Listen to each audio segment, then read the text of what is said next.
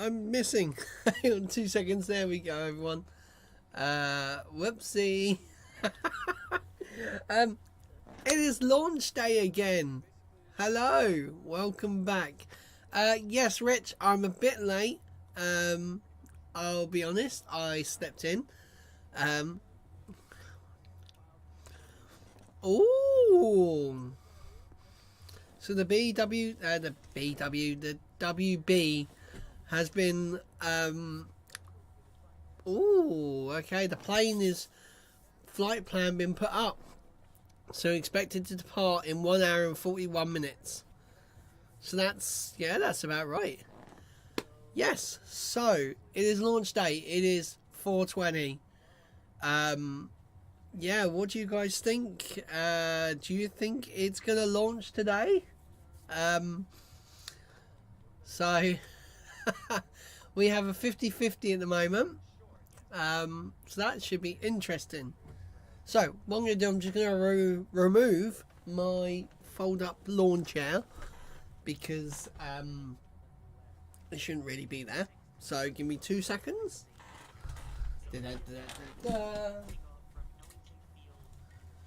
Right. There we go. So. Oh, now my headphone cable's caught. Right. Now, I don't know if you guys are going to be able to hear this, which is hopefully good if you can't hear it. One of my neighbours is having quite loud music being played right now.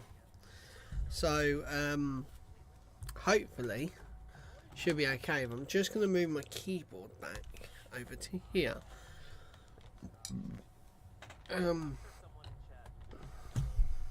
Right.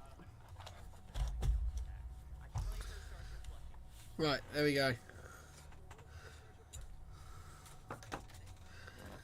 There we go, we are ready. And I've also set this thing up properly. So I'm actually going to be sitting properly now. But one thing's really annoying me is I ran over my headphone cable adapter the other day. And now I've only got one ear, which is really annoying. Oh, hang on,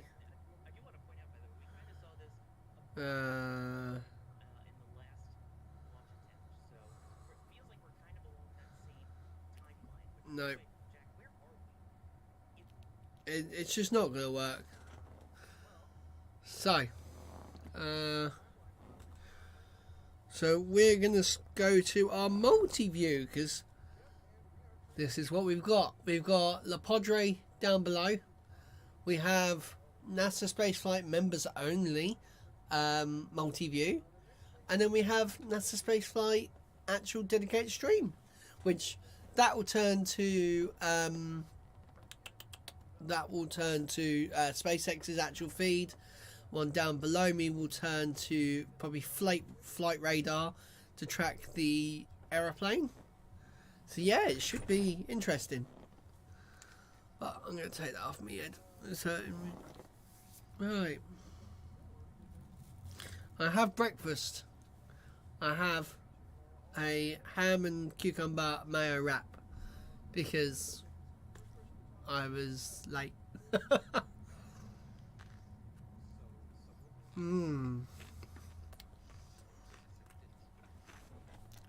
Right.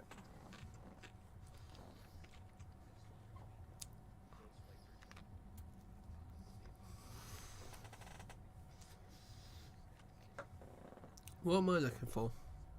The problem is, I now can't look at Twitter because all my monitors are being used up. I need a 5th monitor.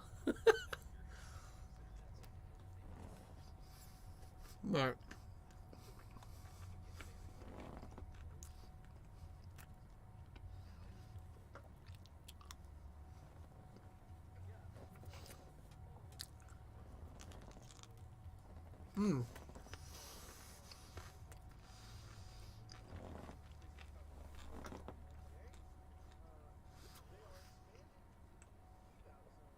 Oh wow.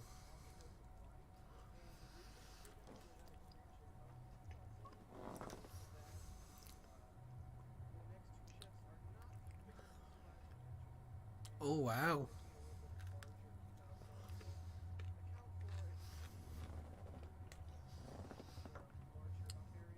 I can just hear music.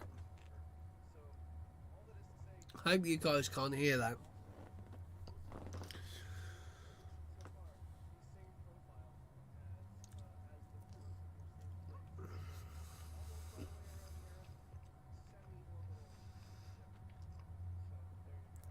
Wow. It is currently 5:11 a.m. Central Daylight Time there, so it is still early morning.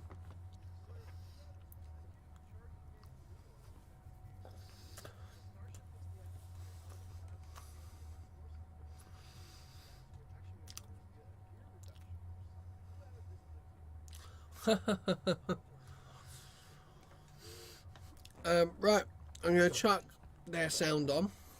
Tesla Model 3 rear drive units, and what that means is there's basically two very high torque, very high power electric motors actuating each flap. And yeah, like they said, there's a bit of a gearbox involved. I don't know the exact setup, but it does use a bit of a lever system to give it a bit more moment and a bit more torque. Now, each motor has each flap has two motors driving it. Which is a lot of torque. These electric motors are extremely powerful. And we've seen them before on the suborbital flights. Savannah, I'm sorry, I'm not. No, I'm off. I'm off on holiday. I ain't going back to work. No issue whatsoever, and that's thanks to these high power motors that they have. Oh, jeez. So, yes, there's a bit of a gearbox system involved, and I don't know the why would I go back to work? I'm having too much fun here. Yes, it's a very high torque setup, so the flaps really should not be an issue, as long as I might just text in and say I quit. Oh wow! Look at that. Yeah, the hot gas seal on the flap. That's hinge, cool. I think that is one of cool those picture. things that, if it gets that far, should be tested pretty thoroughly on this. Now, they are going to belly flop into the atmosphere, and they are going to not do a flip maneuver. So the Starship is going to belly flop straight into the ocean. Yep, and Elon Musk has actually said in the past that one of their main concerns is the flap-to-body kind of thermal protection seal. That is one of their biggest worries, so that is definitely something, like you said, Jack, that they'll keep an eye on during re-entry of this flight. I'm actually going to quickly, I'm going to be right years back. and years and years ago. That might have even been during the first Starbase update that... I'll be right back. I'm just going to go get my laptop. Elon did, like, forever ago. I don't know if it was 2019 or something. I feel like I remember him mentioning it even way back then. Or maybe it was a Dear Moon event. Either way, it's practically ancient history. But one of the really, really, really tricky bits, amongst all the other really, really tricky bits of getting Starship to work, is that hot gas seal on the hinges for the flaps. I mean, I don't even want to think about being one of the engineers that had to work on that. So that'll be something that we look out for as Starship actually manages to hopefully launch today. All right. Let's see, we have a question here from Frazier asking, how's the weather looking? And for that, we're going to go over to Sawyer at the weather desk. Sawyer, how's the weather looking? Thank you, Jack. In case you're unaware, this has been my recurring segment throughout the week of attempts that we've had so far. And right now, there is a little bit of fog, but checking the current temperatures, it's about 76 degrees Fahrenheit or 24.5 Celsius. There's a decent breeze at 12 miles per hour. Gusts are expected to potentially go up to 24 miles per hour throughout the morning. And the barometer holding at 1011 millibars, which is about standard pressure. Humidity 97%, which is why we have what appears to be a decent amount of fog. Here's a look ahead to right before the opening of the window. 12.5 mile an hour winds expected, temps around 75, humidity's down to about 92%, so hopefully the sun will burn off some of that fog. Gusts up to 17 miles an hour or 28 kilometers per hour, and we will continue to see if there's any updates on upper level winds as well, but there is your ground weather. Jack, back to you. Thanks. We have a storm message from Jordan saying, shout out to Rob, Adrian, and James. Time to activate their full nerd ability. I'm not sure what that means, but there you go. Let's see here. Next question we have in the queue is a little one from Lachlan Perry saying, so the plan is to scuttle the booster and ship. So then how do you get data off the onboard computers? Outdoor, it be uploaded via land, or do they have to recover them? I assume that's an autocorrect glitch there, but Yeah, what do we think about this? Ian, I'm guessing you're the one that added this to the queue? I did, yes, and that is a good question there, Lachlan. The way that they're going to get the telemetry off the booster is through uplinking it wirelessly. So they're going to have not only traditional rocket telemetry, which is a radio frequency to get telemetry down, but they're also testing out Starlink on this mission. So we don't know exactly how Starlink is going to be integrated in this. If that's going to be it's very likely more like a tech test, just as a secondary backup upload system. I would find it very unlikely if they primarily use Starlink for any segment of this mission. But however, they are still going to use traditional telemetry. So the radio dishes at Boca Chica, we've actually seen they're aimed towards the launch site. Those will be tracking the flight, and those will be downlinking the video, the telemetry, all of the sensors and everything on board the vehicle, so that even if something does happen and it cannot get physical black boxes and physical computers back, which in the ideal flight they will not. I've got no space on the desk. If that doesn't happen, they still have a download of the data back on the ground. And that's how it works for really every rocket launch. They have data and telemetry being downlinked actively during flight. So that's what they're going to go ahead with getting data today. I want it too high though. Yeah. There we go. Good deal. Exactly. And there are other tracking stations downrange too, so that's why you've got the other dishes, which you see during other Falcon 9, Falcon Heavy launches. So you've got the ground-based, and then you've got the space-based with those Starlink antennas as well. There we go. And speaking of ground link, if we do get this far into flight, I would find it very likely to hear a call out AOS Cape Canaveral or AOS KSC, because SpaceX does have tracking assets out there, and it will be flying somewhat close to Florida. So it will be interesting to keep an ear out and see what tracking stations they call AOS for today. Yeah, that's a really good shout, Ian. Here we go. It's one of those things where we don't really know until it happens. That in.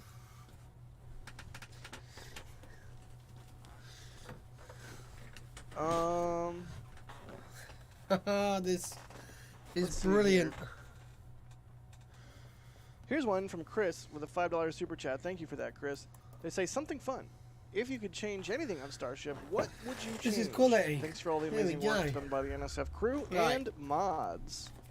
I gotta think about my answer for this one. So Sawyer, I'm gonna put you on the spot. If you could change anything about Starship, what would you change? Well, first off, I do would want to change point the out color. that Booster 7 and Ship 24 are going to be quite different from future versions and variants that we've seen so far. There's already been upgrades to Booster 9.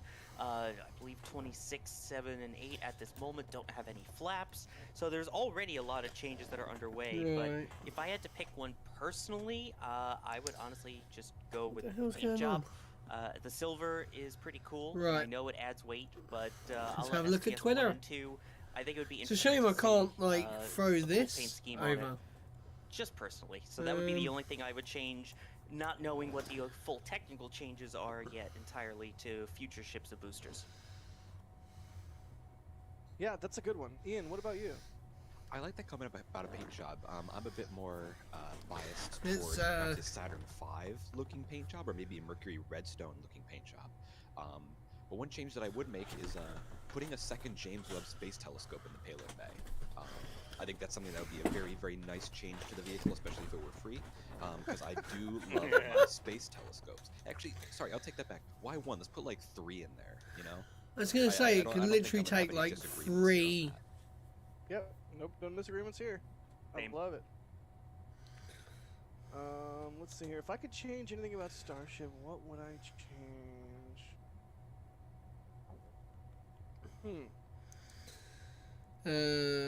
Right. Starship, just posting up onto social media. Flags again. And if you don't know what flags are, it's the legs on the ends of the flaps. And the only reason I want this is because I like saying the word flags. I'm a selfish man, so there you go. Okay, that is a new one. Flags, please. Maybe on the lunar variant or the Mars variant, we'll eventually get flags, because we don't really have an updated render or anything. We don't know what the Mars or Moon versions will look like leg-wise. I think we do with the Moon one actually, but not with the Mars, because the HLS lander does not have flaps, but the Mars lander does. So who knows? Maybe we'll get some flags. Hashtag flags. Man, I did see one really good comment, by the way, in chat. They said they would change the launch cadence. Yeah. Yep. I think SpaceX agrees with you on that. Yeah, great answer. I would change it so that it launched 2 years ago. Or I would change it so that I need someone to do my social media for me because I really hate doing this. And something we're not going to ever see the likes of again. Ship 16 deserved better. Ship 16 deserved better. Ship 17 deserved not to be partially built and then scrapped. Yep. Ship 20 should have flown hypersonic. I mean, Ship 22, poor guy. Like, it just got torn apart. Like, so much bacon in my mouth.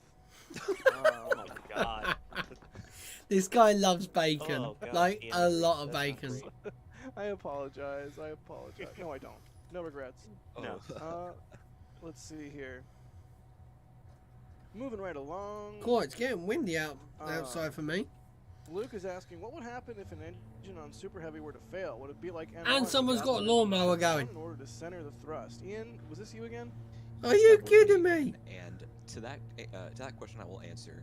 Very likely not. I would be surprised if they did kind of the N1 style of opposite engine shuts down. And I say that because Starship or Super Heavy in particular has a lot more gimbal capability than the N1 had. So the N1 only had the inner six engines. Right, here we go. We got Twitter going now. 13 of the engines can gimbal. So I think if they lose one engine, I think the rest of the 13 or am I not even signed 12, in? if you lose one of the inner engines, will be able to compensate in terms of I can't believe someone's actually I don't really see that as being much of an issue. mowing their grass. And I also say that because they do that on Falcon 9. I don't know if you guys can hear it. I mentioned it last night, but there were 2 Falcon 9 launches Who is during flight. So, and they were able to make it's got to be my next door neighbour, surely. The opposite side. And I think that can be somewhat. I'm actually just going to go out and have a look. I will be right back. I don't see it really being the end of the world. I want to see who's mowing the grass because no one else around here has got proper that grass. The N1's kind of guidance system there is a bit antiquated, and I think that modern guidance, along with the strong gimbal range of Raptors, can make up for that. Yeah, reminder, those also, the Legit first is my N1 next flight, I door believe, was neighbour. 1968. That is So quite our funny. technology has improved a lot. The thrust vector control system Right. that steers the engine. No, my next has door improved neighbour a lot. is mowing her Computers as grass. well, which can adjust That's the fine. thrust if necessary to compensate for So you an guys in and might out. hear a So lawnmower there's so many improvements for a since little the bit. N1, which went 0 for 4, I should point out, in terms Right, of log attempting in. to get to orbit. So I think we've learned a lot beyond that point. I always forget this MacBook has the Let's see here. Touch ID. I always forget which finger I use. Giggity. What is Here's that one sound? from- I was just going to say, what is that sound, by the way? I don't actually know. I think it's just tank farm venting. It That's a good is. question for Adrian, who is not on right now. It is Wow, tank farm okay. venting. Ooh. That's Well, that's that one is of those what where we want to see. We want to see the tank farm spooling up, and we want to get into prop load. Go ahead, Sawyer. I was gonna say, that's one of those where I knew Oh, the answer Paula to. Grady. Just gonna Okay. close it out there. But yeah, that's very important as we continue along the timeline, is to get those propellants super chilled, keeping in mind Oh, that wow. you've got liquid methane That's and crazy. liquid So, oxygen that are all getting I super never knew chilled, super this, cooled but before today they end up is flowing into, Adolf Starship. Hitler's So birthday. It's gonna take a little bit for them to fully cool Well, down and get ready for fueling. That's a bit weird. I never knew his birthday was 420. Maybe that's why he was so crazy. All right. Uh, Here's another one I suspect Ian added to the queue, which thank you for doing that, Ian. You're adding some really good SpaceX will questions host here. a party after the Starship No, launch. you know what? No, I'm Wow. gonna just completely go right off the rails. Goyle is Okay. asking, does bacon belong on a fish taco? You know, my bacon God. belongs on everything, buddy. Bacon belongs on everything. Bacon All right, does back belong to in the everything, serious yes. stuff. Bacon always makes stuff better. Actually, Airsoft is asking, how will the chopsticks catch the booster in the future when the chopsticks don't Right. move quick? I think they move quick enough. I don't know, Ian, was this you again? Jeez. This was not me, but Sawyer, if you don't want to take this, I can grab it. Go for it. All right, so yeah, the system that we I'm trying to believe they're gonna see. implement for the chopsticks is not what we've seen some speculation that maybe the chopsticks will rapidly close in on the booster, like within like 2 seconds, go from wide open to really shut. We have not seen SpaceX do any kind of testing like that, and from what Elon Musk has Oh, been that's saying, funny. we believe it's really going to be more of. So the some of the chopsticks workers being last very night, open, they were just working a little hard, bit, the booster and they've done a slides bunch down of a little bit photos between them, for, and like, hover for a obviously moment, for the chopsticks themselves. will close shut, and One the of them's booster will done land. they got Basically, two people and done like the chopsticks. love heart We don't thing. think it's going to be a literal That's quite catch, as in, cute. like grabbing some It's a shame I can't throw this over. as an I should have like just here or just up there another screen, but I can't. Closing or quick opening of the chopsticks. That doesn't necessarily mean that that capability doesn't exist on them. It just seems that it's more likely that they're not going to implement that sort of method of recovery. Right, what's this? Oh, holy cow. The orbital launch mount is oh, yes it is. That is a good sign. So if you look over there, basically means that they are beginning to condition the oh, propellant lines that go from that the is what we tank like to to the see. launch mount and the vehicle itself. They are cooling those lines down because you don't want hot pipes that you're then going to flow cryogenic fluid through. So this is exactly what we want to see. It's I believe, a little bit ahead of schedule, which is also excellent. You know, SpaceX getting a jump on things today. So this is excellent. The question of the day is, the next thing we expect if to see Elon Musk offered you 250 shares of Tesla stock today, right now, so now all you had to do is never use an iPhone again. Now, as an iPhone user, like literally, as an Apple user, excellent stuff here. Just about T-minus 3 hours to go. Opening of the window. I probably would do that. What we want to see. Let me just see. Alexa, how much is Tesla stock worth? I mean, I'm excited. I also want to point out that right now it's going to start off as a relatively small kind of trickle. The sign that it's really getting super cooled and ready for fueling will also see, basically we call it the waterfall, where you'll see a Alexa, large amount what is 180 coming out of the times OLM, 250? going around the vehicle, and then it will stop. That's the indication. 45 grand. Waterfall, that's when it's going to be 45 very grand exciting as we get ahead. Fueling. And just confirming, that is liquid nitrogen. What I was thinking is, if it was a lot, I could have paid like an assistant to have an iPhone and then just do everything for me. Excellent sign there that they are getting. Oh, I have an advert. Excuse me, Mr. Advert. A little under an hour and a half from the beginning of propellant load, but it takes a while. Yeah, to I don't know. clean the lines that up is and get all of this very complicated system. that is quite a question actually. 45 grand ain't really a lot. Let's see here. Now, if it was 2,500 shares, right maybe that's a little bit more money. Yeah, it's starting to hit. But yeah, no, it's. Where were you when the tank farm hit? Oh my gosh, Jack. It's like when the beat drops. When the tank farm hit. All right. Anyways. This guy's a when nutter. Sawyer is saying, "Oh gosh." yeah, fair point. Yeah, that is true. My pun meter has been a little off the last week or so, trying to stay serious for this launch attempt, but that one hurt. Right, there we go. I just hooked my cables so I can actually move around without killing everything. Right, I'm gonna eat the rest of my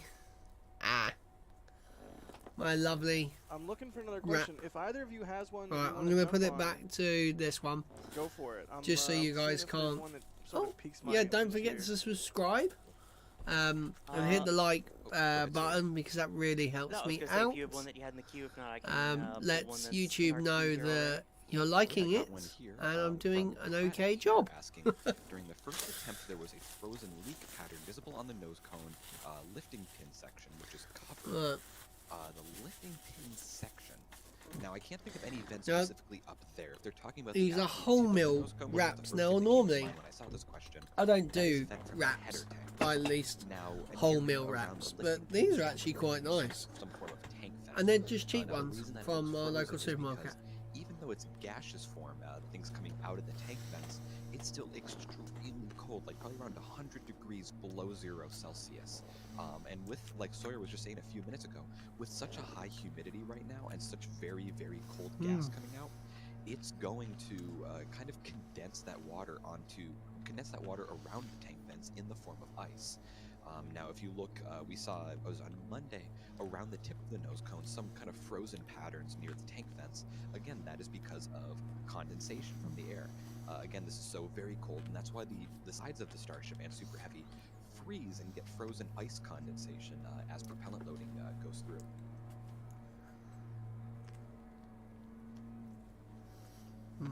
Let's see here. Good stuff. Here's one from Claude asking, why did SpaceX never do a hop test for the booster? Do you think that could have mitigated some potential issues with the launch, like a frozen valve which caused the scrub? It certainly would have looked cool, that's for darn sure. Sawyer, why do you think they never did a hop test with a booster? That is a really good question. I mean, we've obviously had the major upgrades from the boosters, even from Booster 4 to what we have now with the Raptor V2s. They've done so much Raptor V2 engine testing. We've done full static fires, so I think they got most of the data that they needed, especially from the wet dress rehearsals and the 31 engine static fire and working their way up through that whole campaign. So I think at that point, it's not worth risking your stage zero or the ground. I've actually got a picture of when trying the to whole test the assembly booster team. hop, That's might crazy. as well just full send it at that point. Yeah, exactly. I have nothing to add.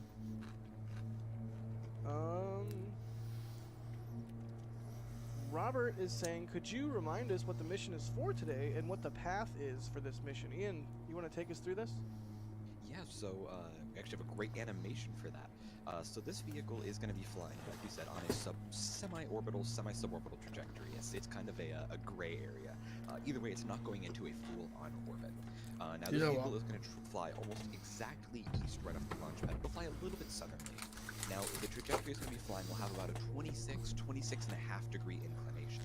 That's because, as you can see here, it needs to thread its way through the Caribbean islands, so around Cuba, around Puerto Rico, Hispaniola, and of course the oil. There we go. I want to get closer to the From there, it's going to fly bench. over the southern parts of Africa, fly its way through Indonesia, and make a landing northwest of Hawaii in the Pacific. So it's going to make around 3/4 of an orbit. It's going to take about an hour and a half to do that. And that is our flight path for today. Look at that. So you can So that's see where there's it's the potentially splashdown going zone to just splash north down. of Kauai in Hawaii. But in it can case, land that is anywhere only here. In case of a fully intact reentry.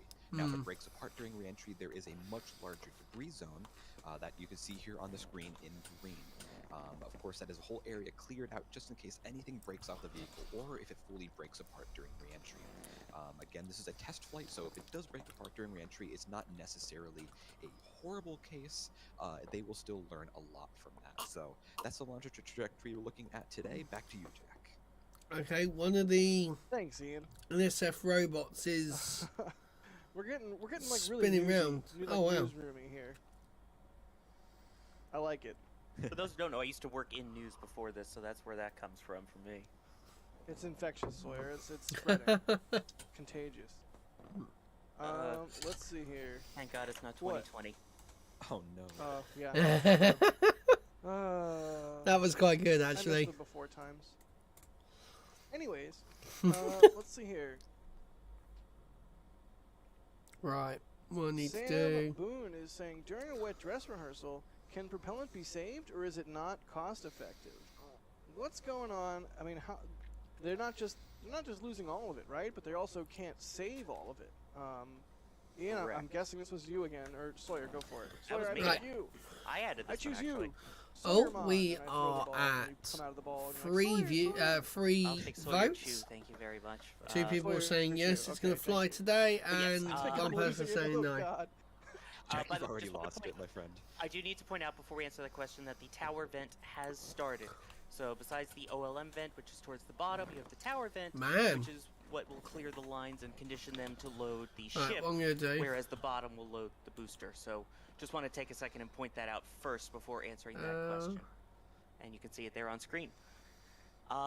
As for the propellant being saved, yes, the tank farm does include items that are called recondensers. So it will try and retain as much as it can from that gaseous form and recondense it back into that supercooled liquid form. Obviously, you can't do that for all of the fuel, and you also have burn-off, which will happen where these supercooled temperatures, you've got normal outside air temperature. At some point, it's going to eventually start boiling off and turning into gas that Nothing's escapes out. on there yet. So you can't catch all of it, but they do their best to catch some of it. And keep in mind, the amount that they boil off, by the way, that ends up just naturally boiling off with how much fuel is in this thing, from what I've heard, it's roughly about as much fuel as would fill a Falcon 9.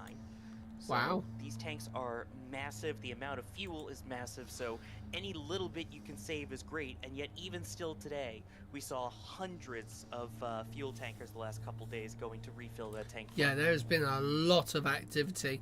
Yeah, suffice to say, hundreds of tankers is correct. Also, Slayer, if you were a Pokemon, you would not be Slayer-Chew, you would be Bulbasaur. Oh my gosh. I'm just gonna let that one sort of sit there. Can I use Vine Whip? Is this it's not very effective. Is this the part where I say I've never played Pokemon, or should I leave that on the table? Adrian, wow. Oh, thank you. Oh man, what wasn't there like an argument in Discord the other day about like some people were saying, "Oh, we Yu-Gi-Oh," and I was like, "Yu-Gi-Oh's mid, play Pokemon." That was like a whole thing. Anyways, I digress. Back to Starship. I digress. Back to Starship. Let's take a look. That's quite funny, actually. I mentioned a moment ago that the tower vent has started. That tower vent, once again, is sort of the same deal as we are looking at with the orbital actually a bit chilly vent. It's all about chilling down the propellant lines. So I mean, it's 20 degrees in here, but I just feel cold today. It is not hitting a hot pipe and then boiling off or causing cavitation or any sorts of issues like that. Right.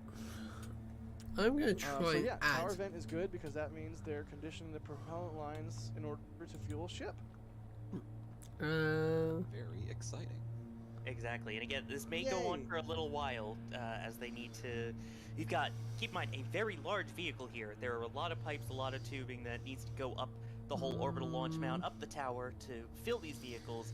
And as I mentioned, you're talking, I believe it's 1,200 tons of propellants that need to be loaded into the full stack. Why can't I find what I'm looking for? We may see this for a little while. Real quick, so you mentioned 1,200 propellants, 1,200 tons. I mentioned that on Monday.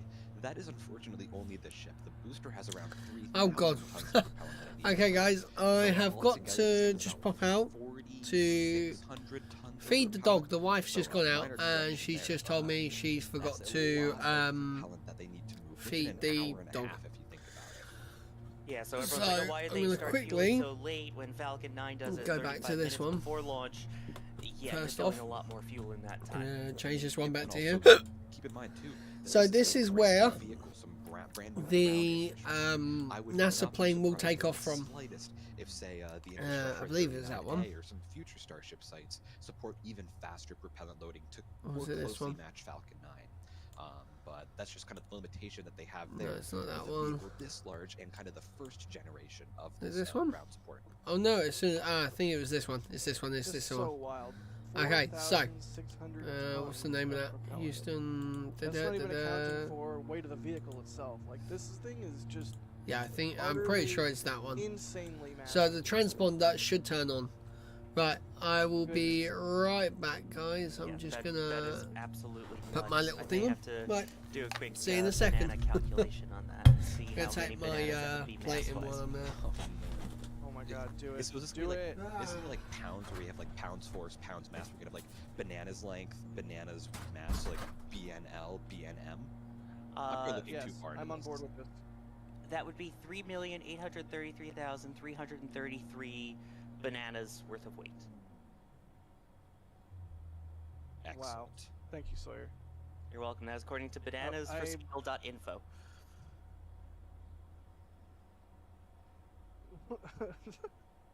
I love that there's a website for it. Of course there is.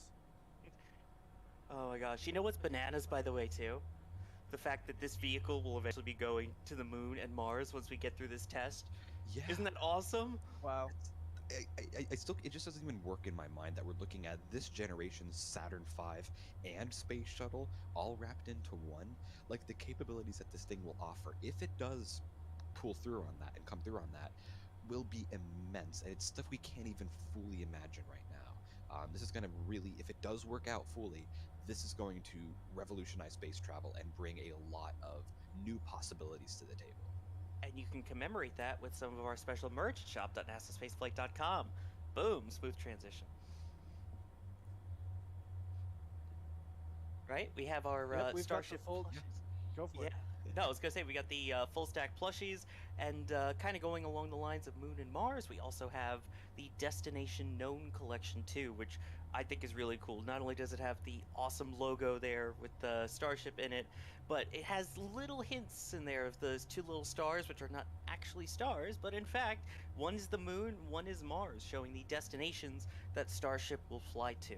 And again, I just love that design, and major props to the store team on that one, who work on shop.nasaspaceflight.com.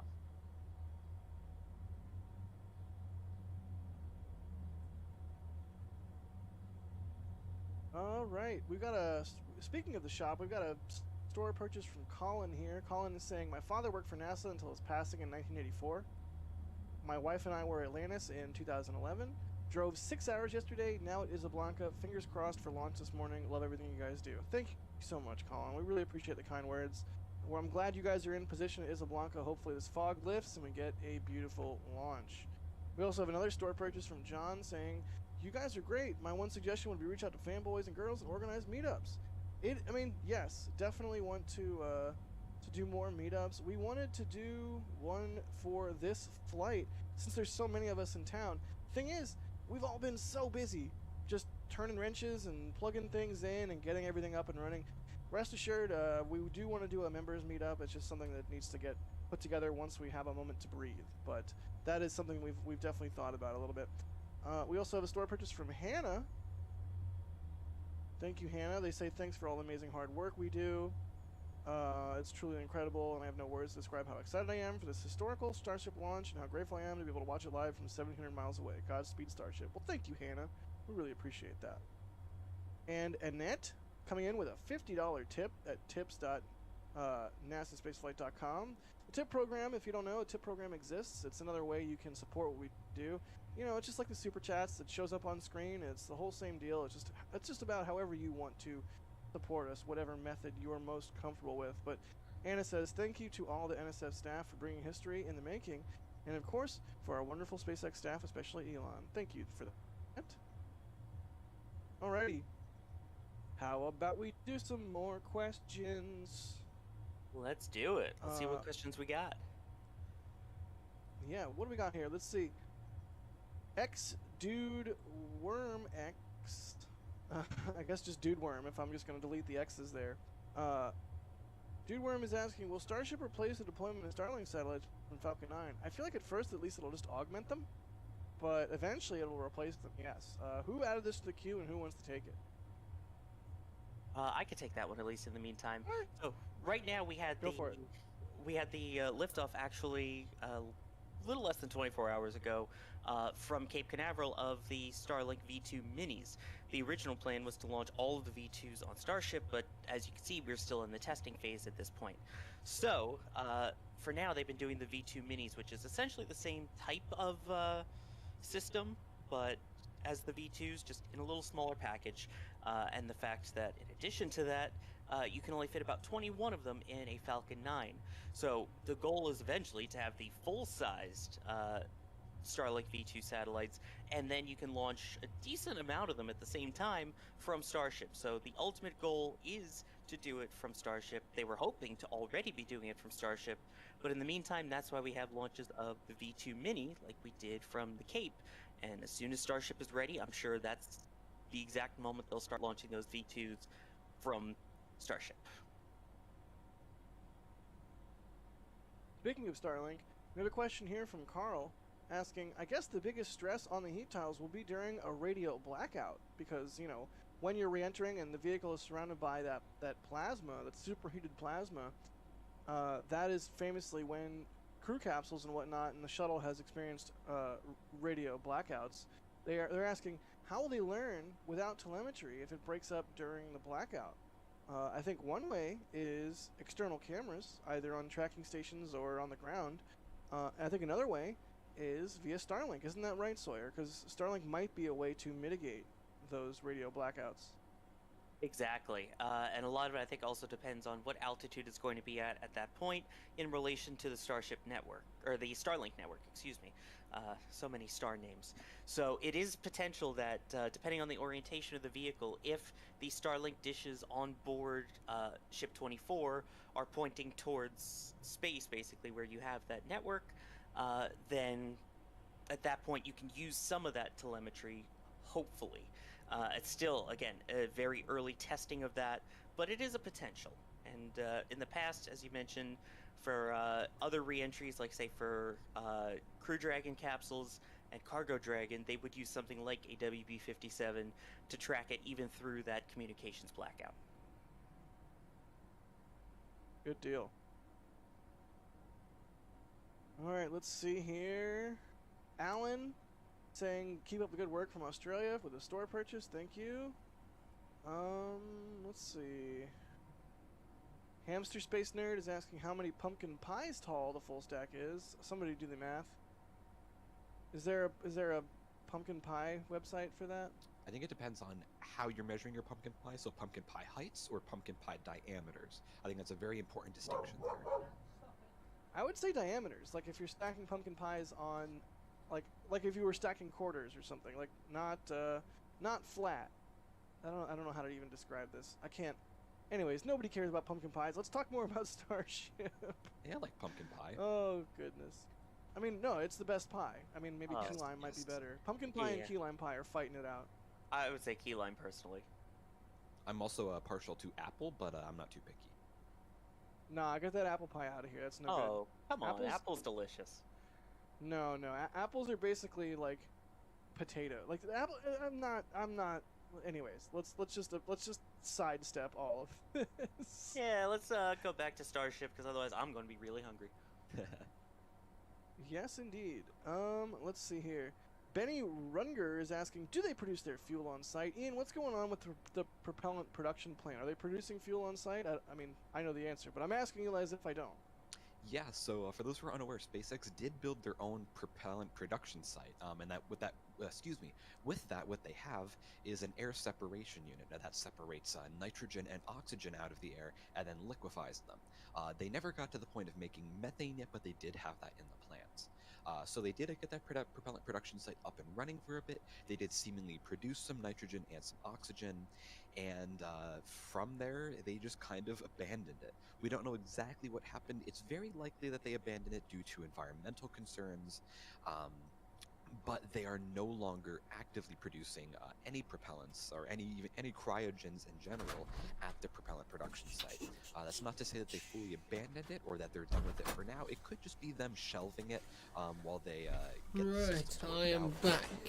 But that is the status right now. And, I believe we're getting some big puffing there from the orbital launch mount. Again. I mean, it's fitting. It is. Oh my days. I wasn't going to say it. I wasn't going to say it. All right. Sawyer, take it away. Yeah. As we've talked about before, portions of the stream have been sponsored, and want to give you a little update on that and tell you all about it. I can't believe it. Portions of this broadcast are sponsored by Rocket Money. Are you considering traveling at some point to Starbase? If so, yes, there's a good chance you're trying to manage your money so you can save up for that dream vacation to Texas. There we go. I'm going to sit like this. Rocket Money is an all-in-one finance platform that helps you save more and spend less. The personal finance manager can help you manage and potentially even save you money. That includes helping to cancel unwanted subscriptions. How do I turn off and securely identifies low recurring power charges mode and cancels unwanted subscriptions for you with just a tap. You can even upload a photo of your bills, and Rocket Money will negotiate with internet, phone, and cable providers, just to name a few, to try and save you cash. How do I turn low power mode off? Choose a set amount you want to spend on a certain category, and Rocket Money will notify you if you've exceeded that amount.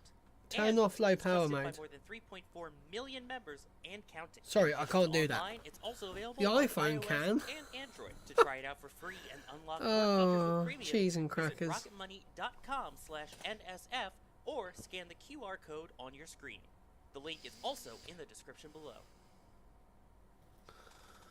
Right. Thanks, Sawyer. Back to you, Sawyer. You're welcome. Thank you, past me. You're welcome. Yeah, so again, thanks to them for sponsoring part of this, and I kept saying his perfect name, with rocket money as we get ready to launch this rocket. There really could be no more fitting sponsor than Rocket Money for a rocket launch live stream. It's perfect. So thanks to them. All right, Michael Ald is asking, how will crew access work on the Starship Tower with chopsticks, etc. in the way? That's a very good question. So, who added this one to the all we got to do is we got to keep just searching NASA. Is we really don't know yet.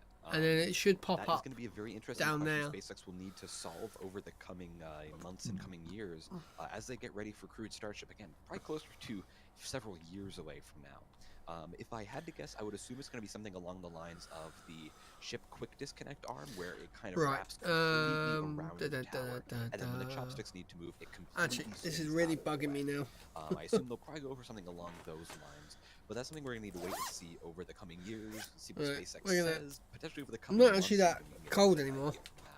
But yeah, that's something we don't exactly know, and that's not really a big priority right now because Starship is not a priority right now. They are working to get just any kind of Starship flying.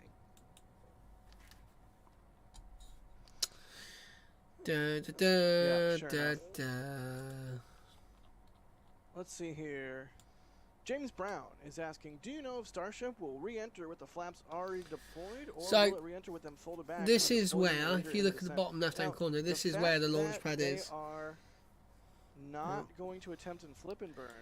Sort of makes me wonder if they're even going to bother deploying flaps. That is literally the launch site right there. I'm sort of curious, like, so what are we going to do? Send it straight into the ocean without even bothering with the flaps, or do they have the flaps that's our other one in order to test the hot? Okay, there we go. So we have one of ours. I don't know. It's a really interesting which question. I think has come all the way from Tampa. Oh darn it! Did I not select the? I might have missed the question there. Darn it. Well.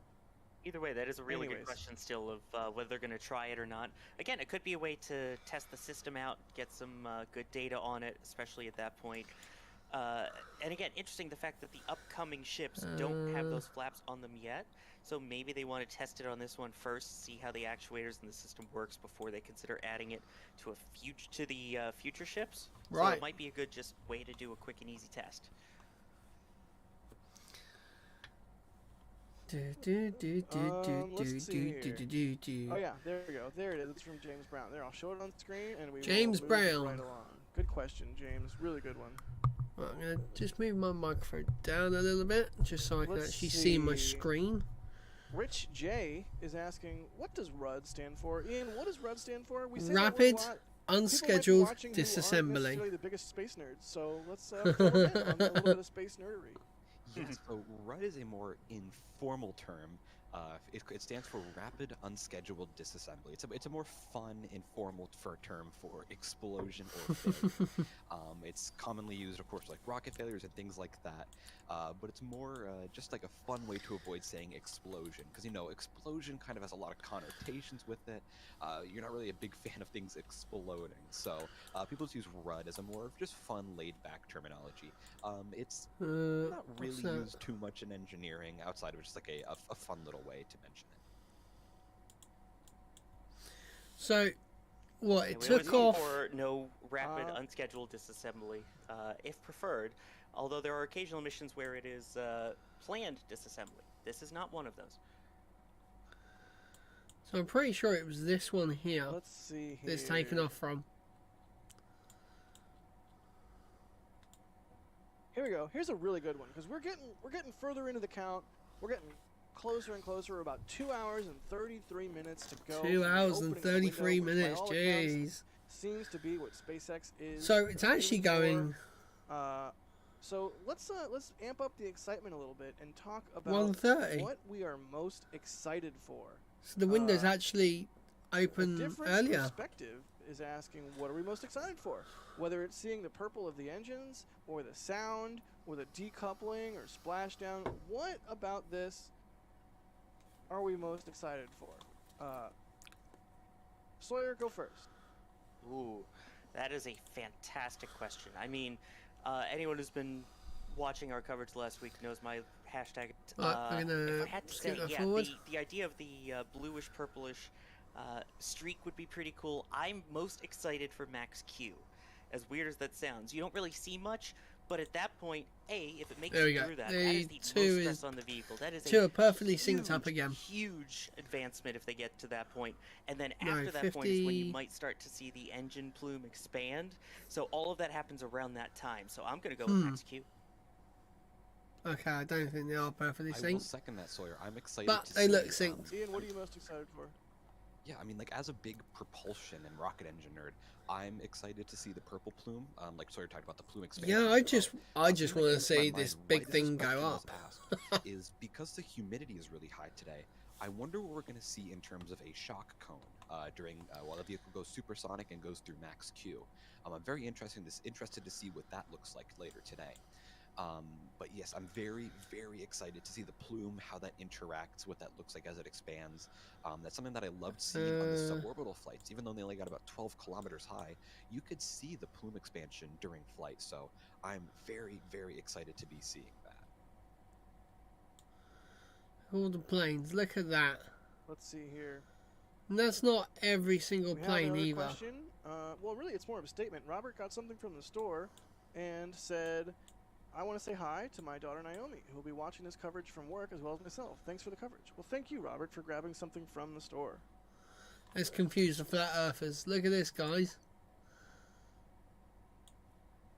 So Starship will be taking off from here, coming down here, back up, and it's going to be landing over here. Here's an easy one. I'll softball this to you, Ian. Just somewhere between here. Is asking, how many engines does Starship have?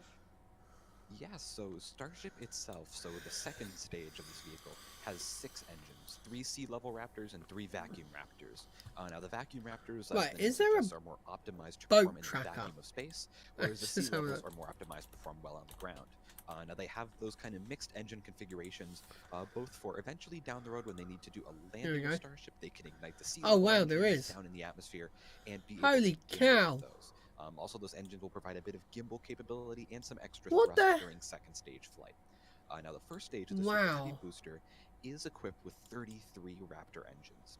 Those are all, of course, sea-level engines because the first stage will be operating closer to sea level than in vacuum.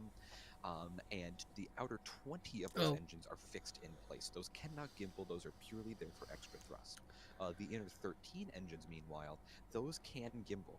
Those engines also can be restarted. That is quite cool, actually. I didn't actually think there was such a thing as a boat tracker.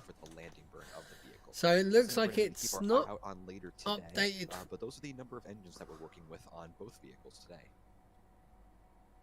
Good stuff. All right, well, I think we're getting to the point where I am going to bid you adieu. I will be back later, but I am going to hop off, and I'm going to hand over the hosting duties they're fixed to platforms. my good buddy, Okay. Sawyer.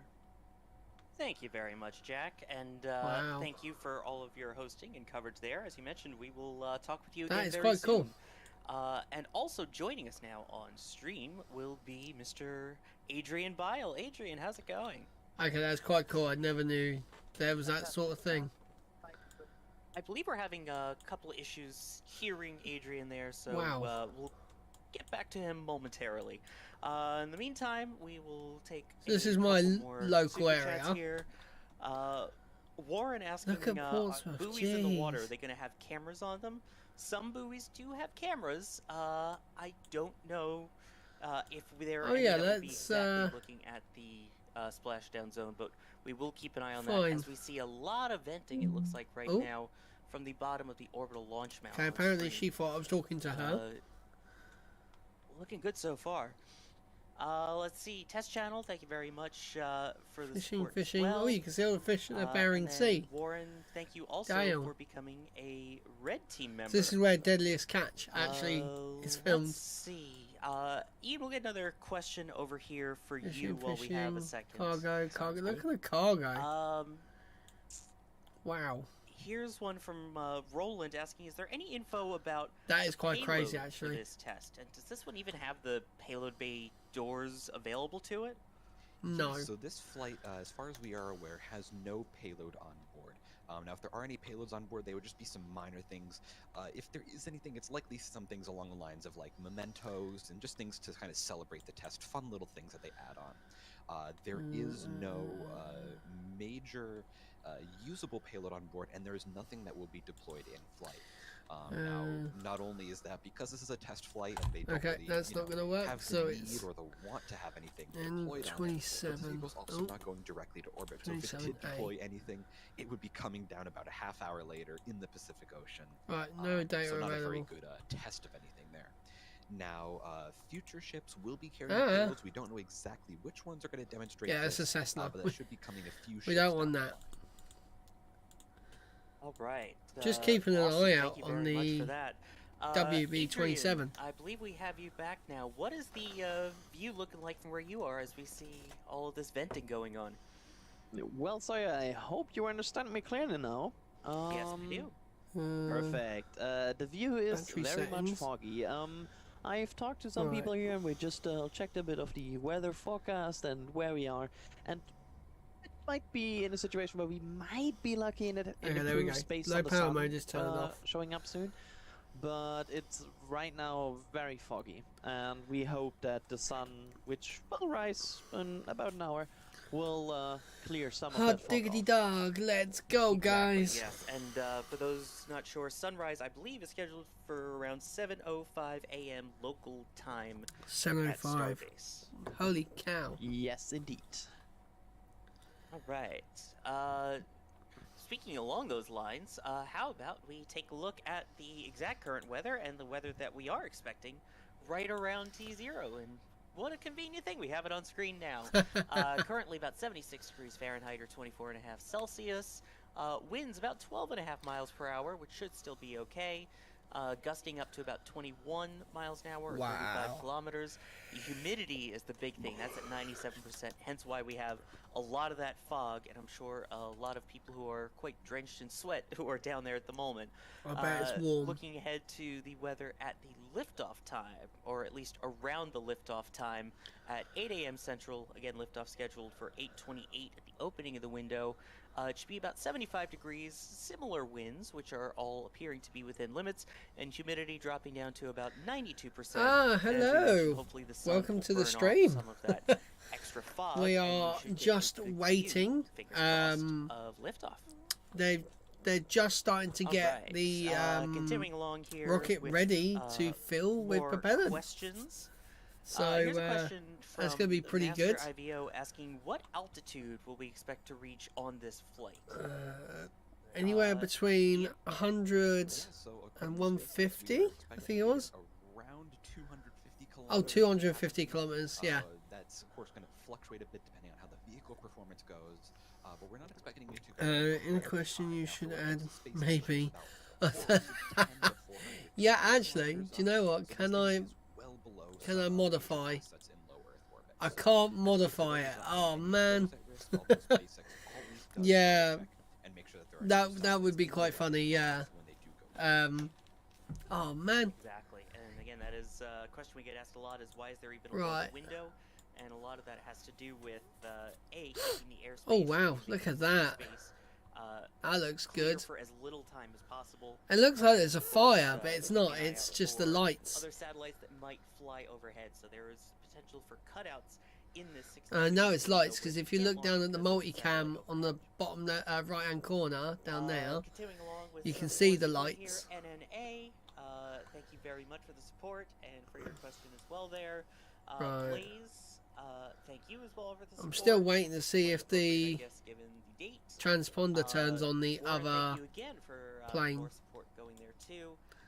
Jonathan asking, will there be An hour and sea or 41 aircraft in the minutes, area okay. planned touchdown site to include in the live stream? What we do have at least is word of the WB-57, which I believe is scheduled to be in the air in the coming hour or so. Yeah, for 40 odd minutes, I think. Currently, takeoff time is estimated for 6:40 a.m. Central Time. Yeah, there you go. About 35 minutes away from now. Of course, we'll keep you updated on when it starts taxiing, when it's transponding. That's going to be good. Let you know what happens from there.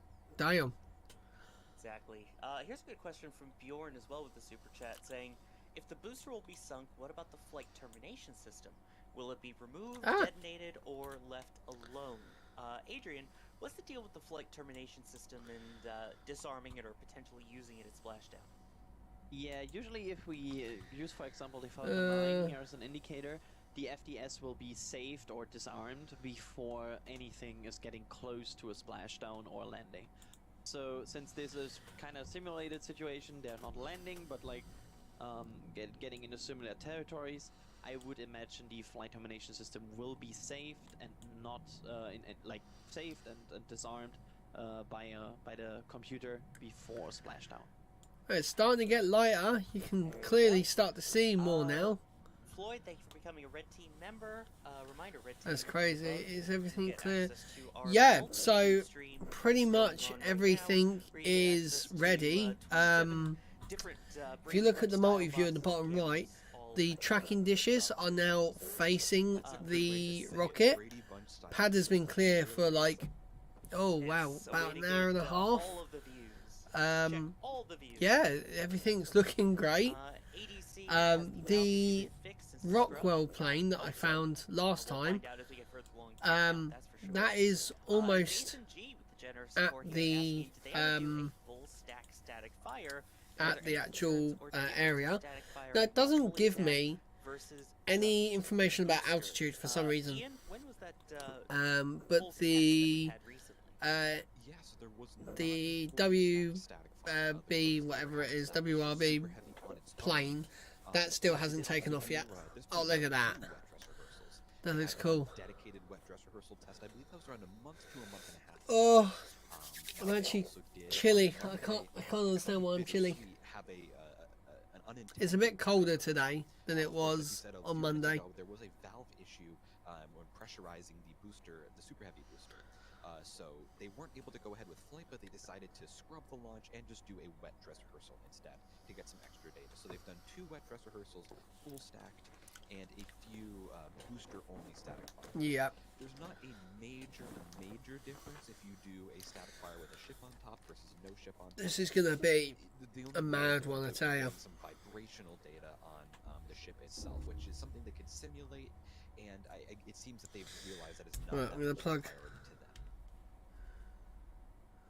Exactly.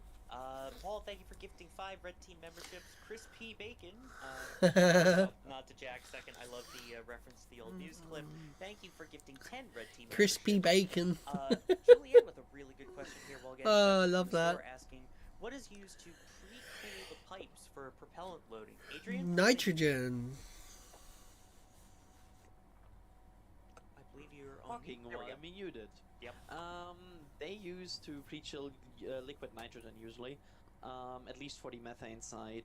For the oxygen side, it might as well be oxygen, but I would also speculate it's also liquid nitrogen there that is used for the pre-chilling. It is indeed liquid nitrogen that is used to cool a lot of those lines down, including with Falcon 9, I believe as well. They use the same. There you go. Now the pad is cools it down.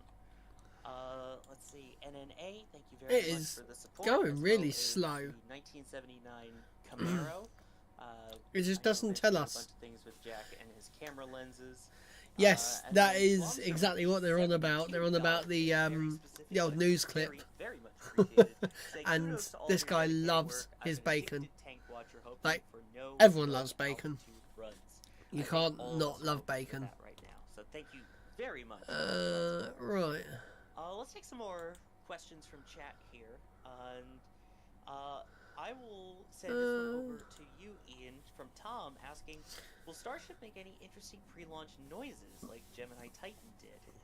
Yes, and I tossed that one in the queue because that's an excellent early space program. So for those who are unaware, the Titan 2 booster, the way that its engine was designed is that right before ignition, you would hear the pump spool up, and you would hear it. It sounded like kind of just like a grinding noise as the pump started up. And Raptor actually does have a somewhat similar mechanism. Oh wow, okay. I was actually going back on the static fires because I was wondering this exact same question a few weeks ago. You can't really hear any big noise from Raptor on startup.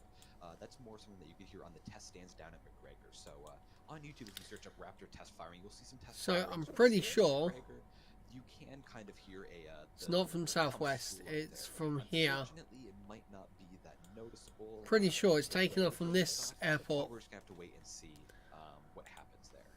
But good throwback there. I really like that Titan 2 reference. Absolutely, and those who watch our engine tests on McGregor Live 24/7, many of you will know what we call the Raptor hump, and a very interesting noise that they Yes, it makes such a cool noise. That. I'm trying to Here's a find question from arrivals Aditya, and departures from this Adrian, I'm gonna airport. throw this one over to you. Is there going to be water beneath the launch pad like we see at Falcon 9 launches? FD. There will be a bit of water involved in this. Departing. Here we go.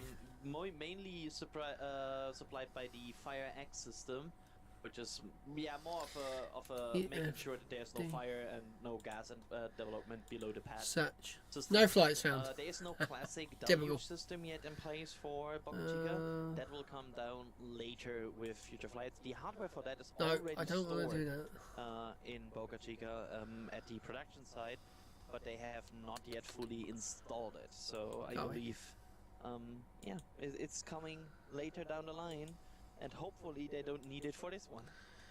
Do you know that he's on this? Let's definitely hope not, and let's hope that we don't have a massive crater from the 33 what's this? Although again, that could be used as a potential flame trench in the future. Starship knows more pointy. Gotta find the positives, right? Oh, probably, yeah.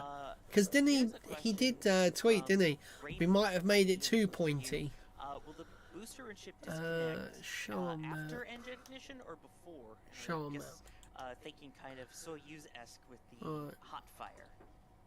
Yeah, so it's 23 degrees at 6 a.m. in the morning. Oh, that'd be so nice, wouldn't it? Just to wake up in that heat, like, considering it is just gone lunchtime here, so it's just gone 12 noon. It is only 20 degrees in this shed. And it'll be warmer in this shed than it is outside. It's actually 12 degrees outside, apparently. You now have a fully fueled vehicle on the pad with no way to get those propellants out. So they separate those. Yeah, none of them are all southwest. Second they possibly can, just to eliminate that possibility and always have those connected in case they need those. So be sure to keep it. So it's a plane kind of like this that we're looking out for. I'm pretty sure it's from that airport there. Where's our other plane? Yeah, that's a good way to put it. The quick disconnect. I swear this plane is so slow. Taking a look now, we have almost 50,000. Oh, actually, there is fantastic. If you are come over to where I am. Give this all the way over here in the UK. You enjoy this, and it's a Chinook, so I can't track it. Get closer to T0. It's a great way to help support the stream, even if you can't support us monetarily. There is a private jet. Love bringing this to you guys, and we want to share it with us. That is, wow, it's quite high actually. It's as strange as it seems. A light goes a long way. So oh, look at all the gliders. All the I've actually been gliding over here at Lasham. Seriously, in a major way. So I have. Oh, we also have people that we've got a tug plane pulling up. Super chats, including Franklin. Look at that. He's actually pulling a glider. Anonymous coming in. Oh, the glider's. Message saying been watching since Starhopper days. SpaceX leading. How crazy is that? Race is amazing to watch. It is. That is so cool. So he'll go up, do a couple of loops to get up high, and then they'll release the glider. That's pretty sick though. I've done that. I have a video on the channel called Gliding at Lasham. Oh, what was that? Typhoons. We have Jeremiah's Typhoons? Oh no. Watching a long time. Love what you do. Let's light this candle. BAE Hawk. Okay. Thank you for the support. Wow. Cartoon Club. Thank you for the support. That's cool. As well. And Mazda. There's another one over there. No cool sign. Support and the finger crossed from Australia. Let's see. Is there anything else cool? I had last night. Here's a good question. I was editing a bunch of videos, and I hear this like thud, like it was like a do do do do do do do do do. And I was thinking it was a Chinook because normally, like the blades of a Chinook really do thump. Adrian, do you want to take that one? Yeah, of course. So it wasn't actually that. It was a C-130 Hercules Also, the moment where you want going over, which was pretty loud. It was at 20-something thousand feet. I was quite shocked that I could still hear it. Fully pushing the vehicle to its limits. So Oh, this is really man. like the point where you see, did we design it correctly? Does it make it through this high point, or does it fail at that point? So that's why this point is incredibly important from a design and like engineering perspective. Wow. Exactly, and it also proves Look at that. design in this case of their manufacturing. That is mental. With all the different segments being welded That together. is crazy. All their welding techniques. Wow. And again, just shows that something this large and built this way is actually sustainable and can fly. Like from the intro, we say water towers can fly. In this case, all of the towers can fly. Alright, we've still got how long left? We have 15, 20 minutes left on the WB 27 taking off. Boost back burn. Ian, do we know how many? Yeah, so unfortunately we really don't know the exact number of engines that they're going to use for the boost back burn. That's something we're going to have to really find out. Let's see if we can... now, the maximum number that they could use are 13. So the inner 13 engines on the Super Heavy booster... Man alive! ...hooked up to the booster's restart system. So those are the engines that can be spun up again during flight and reignited. The outer 20 engines cannot. Those are ignited and spun up by the ground support equipment. So the maximum they can use is 13. However, I would kind of be surprised if they did use all 13. Why is for the landing burn, however, that they're Mac using the inner 3 engines, it's just options? the boost back burn that we're not entirely clear on today. So that's something we're going to have to, unfortunately, as much as I say it, I hate to say it, we're going to have to wait and see exactly what they choose to do in that regard. We will indeed wait and see.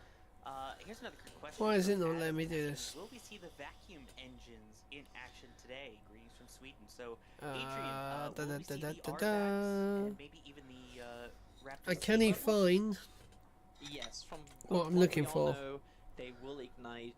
I kind of don't really know how to use the Mac. I'm still kind of learning because I'm a Windows person, so like it is definitely a big change. They also ignite the sea level Raptors is, for example, they are the only one that gimbal, so that's how they can steer it on its way to suborbital but the desired trajectory. And also, I'm trying to figure out how to stop it from locking after a certain time. Efficient if it helps you Appearance, to this no. optimal moment where you should burn. Control center, accessibilities. Exactly. Very good there. Thank you Oh, for wow. the question as well. It's getting windy. Lucas, thank you very much for the Lock support. screen, here we go. Store at shop.nasaspaceflight.com. And Never. becoming a Capcom member. Reminder, Capcom and above gets access to the NSF Discord. Alright, turn off display. To the multi-view stream. Never, here we A whole go. bunch of different cameras all at the same time for this launch. Eric with the store message saying he was stationed in Orlando in '81 and saw the first shuttle launch, so had to drive down from Portland. Turn off screen lock. There we go. That is fantastic, and we just passed the anniversary of STS1, which is April 12th. Nice. Show messages when unlocked. There we go. I got it. For innovation, you had the first ever human launch to space in Yuri Gagarin, launched April 12th, 1961. First shuttle launch, Yeah, April seems to be a really good time for. Starship, first orbital flight here, hopefully, April 20th, 2023. Fingers crossed. Magellan, stop saying the S word from Singapore. We try not to say SCRUB very often, but we hope that we don't have those. And Oh, okay, yeah. From support as well from David Willis asking if the engines start and then scrub, what's the next launch opportunity? Do you know what that would be? Jeez. Yeah, according to Spacex, it would be at least a 48-hour turnaround. Now, remember, it's been a 72-hour turnaround. We don't know the exact reasoning on that. Maybe they're taking a little extra time to do some engineering checks. Right, I've only got 2 strips of chocolate left. 48-hour turnaround if they do fully tank the vehicle. So that's something to keep in mind as we go into propellant loading coming soon. Exactly, and yes, according to the schedule, we should be getting into propellant loading I believe within the next 20 to 30 minutes or so. Keeping an eye on that timeline, and of course the one thing that we're going to keep an eye on for that will be a big indicator that fueling is underway is the sort of smoky type thing you're seeing with the venting from the orbital launch mount. The bottom part of the rocket there will go into a big waterfall mode and then stop. Once we see that venting stop at the base of the orbital launch mount, that is usually the indication that fueling will have begun on the booster side as well, and again that will be followed shortly after by loading up of the ship. Let's see, let's get some more questions going in here, and I will pitch this one to Adrian. CJ is asking, will Falcon Heavy be retired when Starship is fully operational? So what's the plan with the Falcon fleet? Oh, it won't be retired immediately. You have the situation where there are certain payloads where, for example, the Space Force or NASA basically designed a vehicle, like a satellite or a lander, for certain requirements. And also they want certain margins and certain certifications to be fulfilled before they attach it to a rocket. That happened with Falcon Heavy for multiple missions, which are many years in advance. They are Falcon Heavy missions very far in the future. Down the line, right, SpaceX plans to replace everything with Starship. Will that happen in the next 5, 6, 7, 8 years? No. Probably not. It will more be probably a slowly decline of one and then an increase of the other. Especially these high cost missions for the Space Force tend to be on very reliable rockets. Now, if you look at the multicam, it's starting to get lighter. The final cost cost moment, because if your satellite is like 1 or 2 billion, why would you care if your launch is 50 million or 20 million? It's more about getting the satellite there where it needs to, because that's the most important thing. Exactly, yeah, once it's tested and proven, then we'll start to see it phased out. But, I mean, thinking about it even now, the human landing system, all of the things to get us back to the moon and Lunar Gateway, portions of Lunar Gateway are scheduled to launch aboard Falcon Heavy. So obviously that's needed for the whole lunar infrastructure already. So it will be used as long as they still can, and then when Starship's operational, then we'll start to see it phased out. But don't worry, I don't think that's happening anytime soon. There it is. By the way, quick update on the situation here. I see the first, the first signs of daylight, which are now going over the. You can start seeing the sky. It's blue. No longer completely black, but there's a touch of blue in there. Yes, and we are hoping for that sun to come up and burn off as much fog as possible. So hopefully we get beautifully clear skies. Yes, we need it to be beautifully. Over 2 hours from now at the opening of the 62-minute window, and that window opens at 8:28 a.m. Central Time. So I'm pretty sure. Texas there. I think it might just be their camera, actually. More questions that we've got coming in here. I will send this one over to Ian. Yeah, it flashes every time the things flash. I thought it was an airplane. Won't attempt recently on the next Starship. Do you think Ship 25 will be launched? Yeah, so this is actually a really good question. So Alex actually did an excellent review of the environmental assessment amendment, and in that they did say the next 2 flights of Starship at least will be expendable. Now, what that means is that because Ship 25 is in a reusable configuration, or sorry, recoverable configuration, much like Ship 24 is today, that means they are pretty much certainly skipping over. So they're just going to skip 25. 26. Jeez. I don't know the exact reasoning on that. It could just be, hey, let's just get some flight experience with the booster. Let's just get a ship up there. We have Ship 26 coming up. It's much more simple. And it also is that they're just worrying about. I am really chilly. What is going wrong with me? I think I'm either ill or I'm just. Oh, updates available. Options. Remind me tomorrow.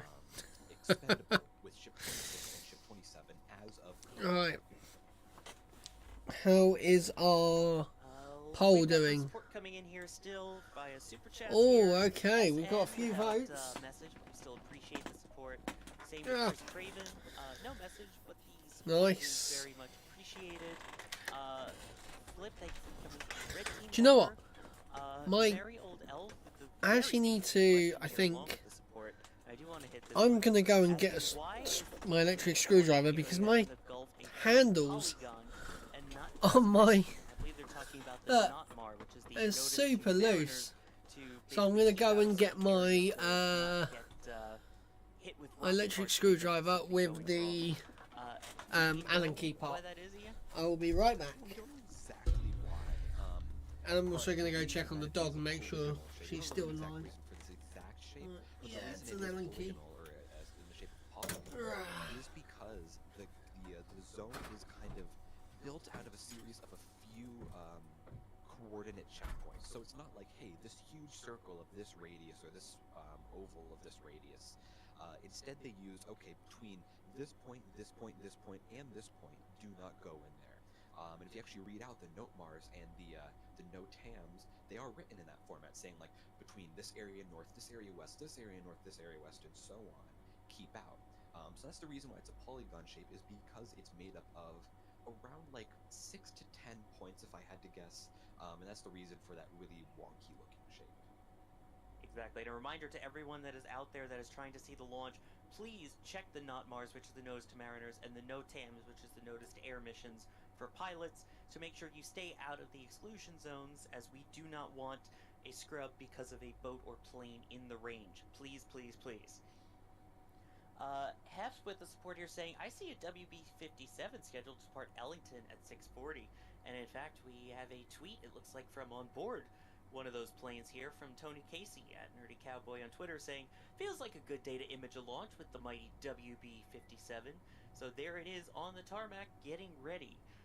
According to all of the flight tracking data, it appears that they are scheduled to take off around 6:40 a.m. Central Time, and will be circling around the launch area for about an hour before returning back. And keep in mind, it is a 62-minute window, so it looks like we will hopefully get some WB-57 imagery for launch. NNA with more support saying, excited to see that gorgeous stainless pencil climbing out of that dust cloud just after launch. That is a very wide pencil at 9 meter diameter, but still, very good point. Thank you for that. Arjun, thank you for becoming a PadRat member. Nathan saying, really enjoying the members' multi-view camera. Getting some items here from the store from the UK. Just starting my journey into astrophysics, studying to a degree. Boy, words there hard, but still, good luck with your astrophysics degree. That's fantastic. Here's a great question from Zygote, and Adrian, I'll put this one to you, asking, what would be the color of the flames on Starship when this lifts off? Yeah, it's a bit actually windy out there. Because, I'm back. I've just heard that the WB 27 or whatever the hell it is on the tarmac, ready, getting ready to go. So, other things like on the ground. So Houston. Flames in the past on the static fires, but overall, I would expect in the flight bluish flames, bluish purple flames. Yeah, as you mentioned, there with it is. Terran 1 flight, it was interesting. We have it. More along the orange type coloring before going into that deeper blue and purplish color. Although if you... Oh, we have an advert. See, the thing is, you play this game, it won't look anything like that. Methane burns right. blue, so that's why I'm just gonna see if like a carbon I can tighten this up. Sorry to interrupt you, but the transponder is active on the WB-57. It is sitting on the runway, or sorry, the taxiway at Ellington Airfield in Houston, Texas. It is currently taxiing that's too small. 6 knots along the taxiway, and we're going to definitely keep our eyes on that in the coming months. Thank you. That is too small. We're always worth the interruption. Hot diggity dog. And yes, for those who are unaware, the Ellington is kind of near the Johnson Space Center. In fact, if I recall from my visit there, it is directly next to the Neutral Buoyancy Lab, where astronauts perform spacewalk training in the largest indoor pool in the United States there.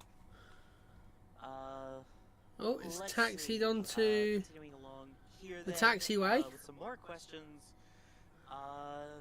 Where's the Johnson's? Oh, Johnson Space Center's there. Oh, that's quite cool. Or will it splash down? Especially since it seems like there is a burn schedule that would kind of be before landing. Ian? Right. I just need to move my yeah, so we'll giant go for a land. wooden Yes, thing. there is a boost back burn that is planned now. This is not a full boost back burn like you would see on Now. a TLS or return to landing site program. This is more akin Move to that. a partial boost And I back can burn, which actually we do see search sometimes for on top of some. the land.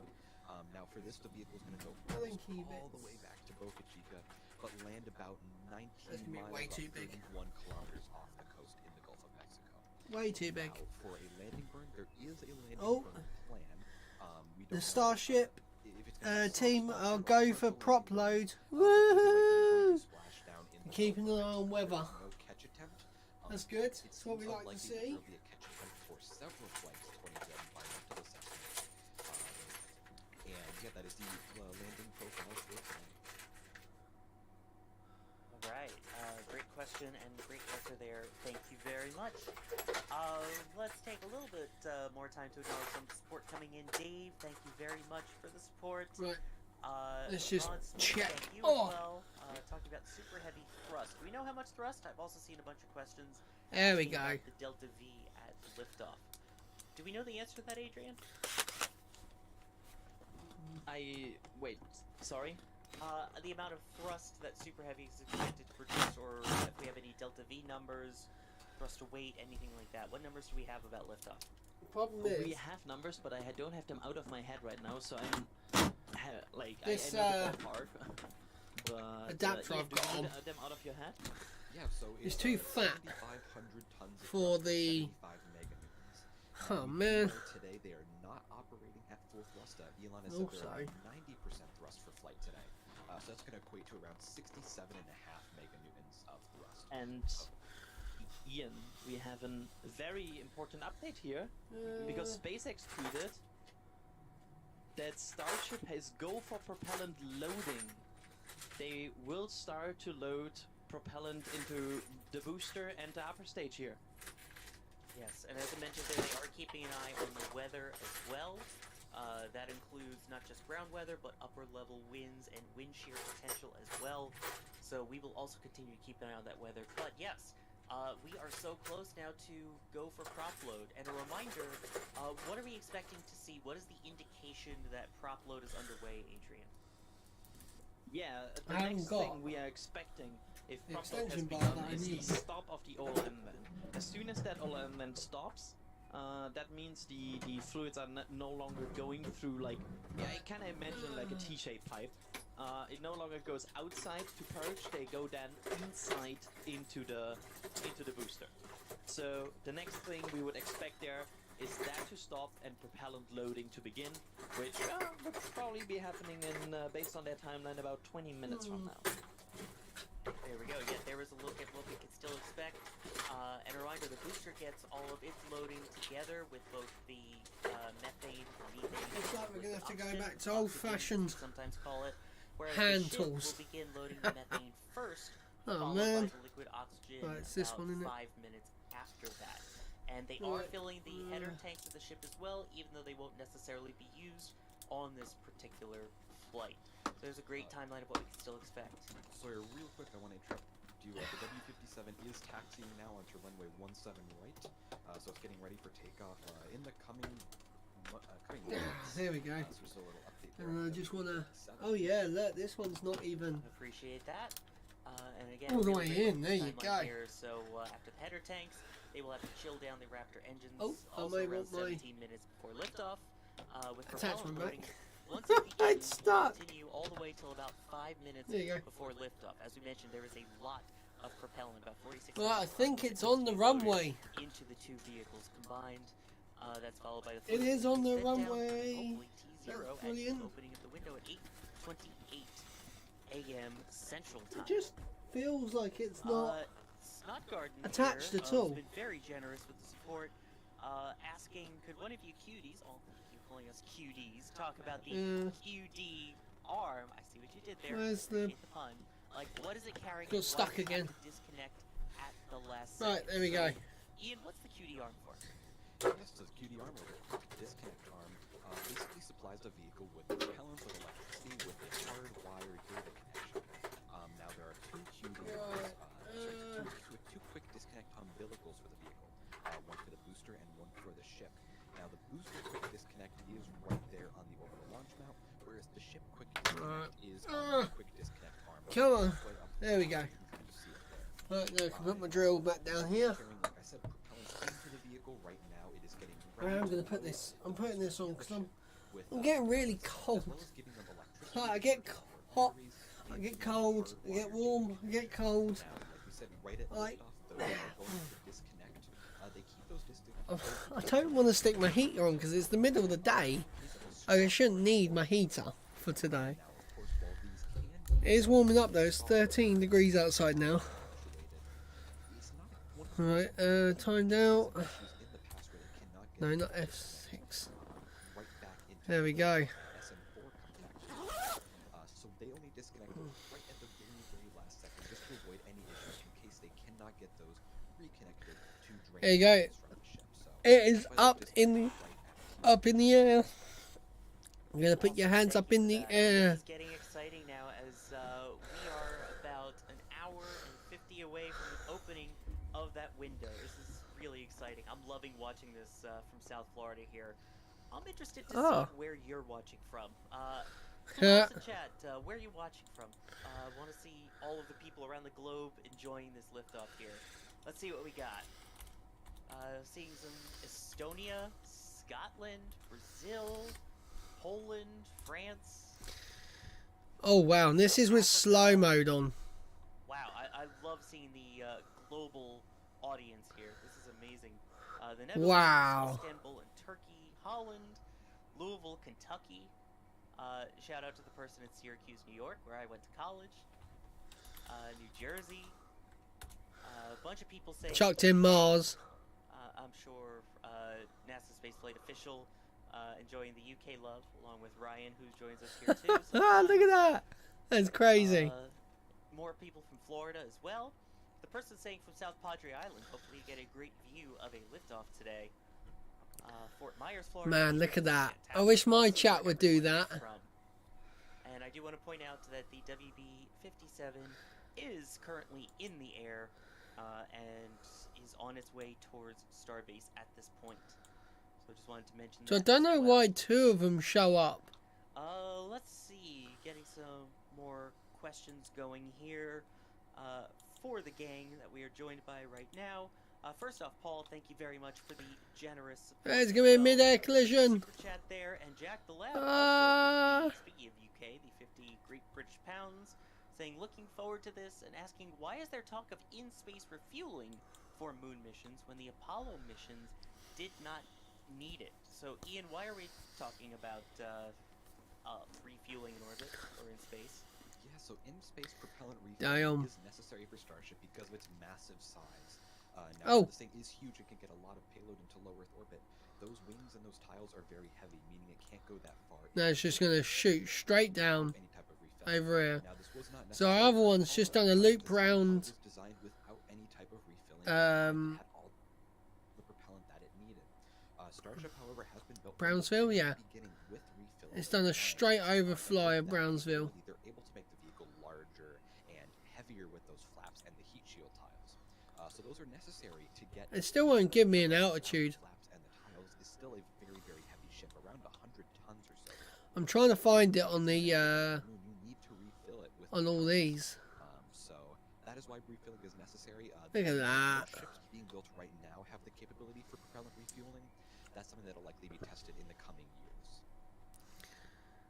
Damn. Right, and we hope we don't get to this point, but E. Peterson asking, what is the next window for a launch if this one doesn't happen? So, Adrian, what are the backup launch opportunities? Well, tomorrow. Yeah, they have a lot of windows over the next few days, basically every day of the week.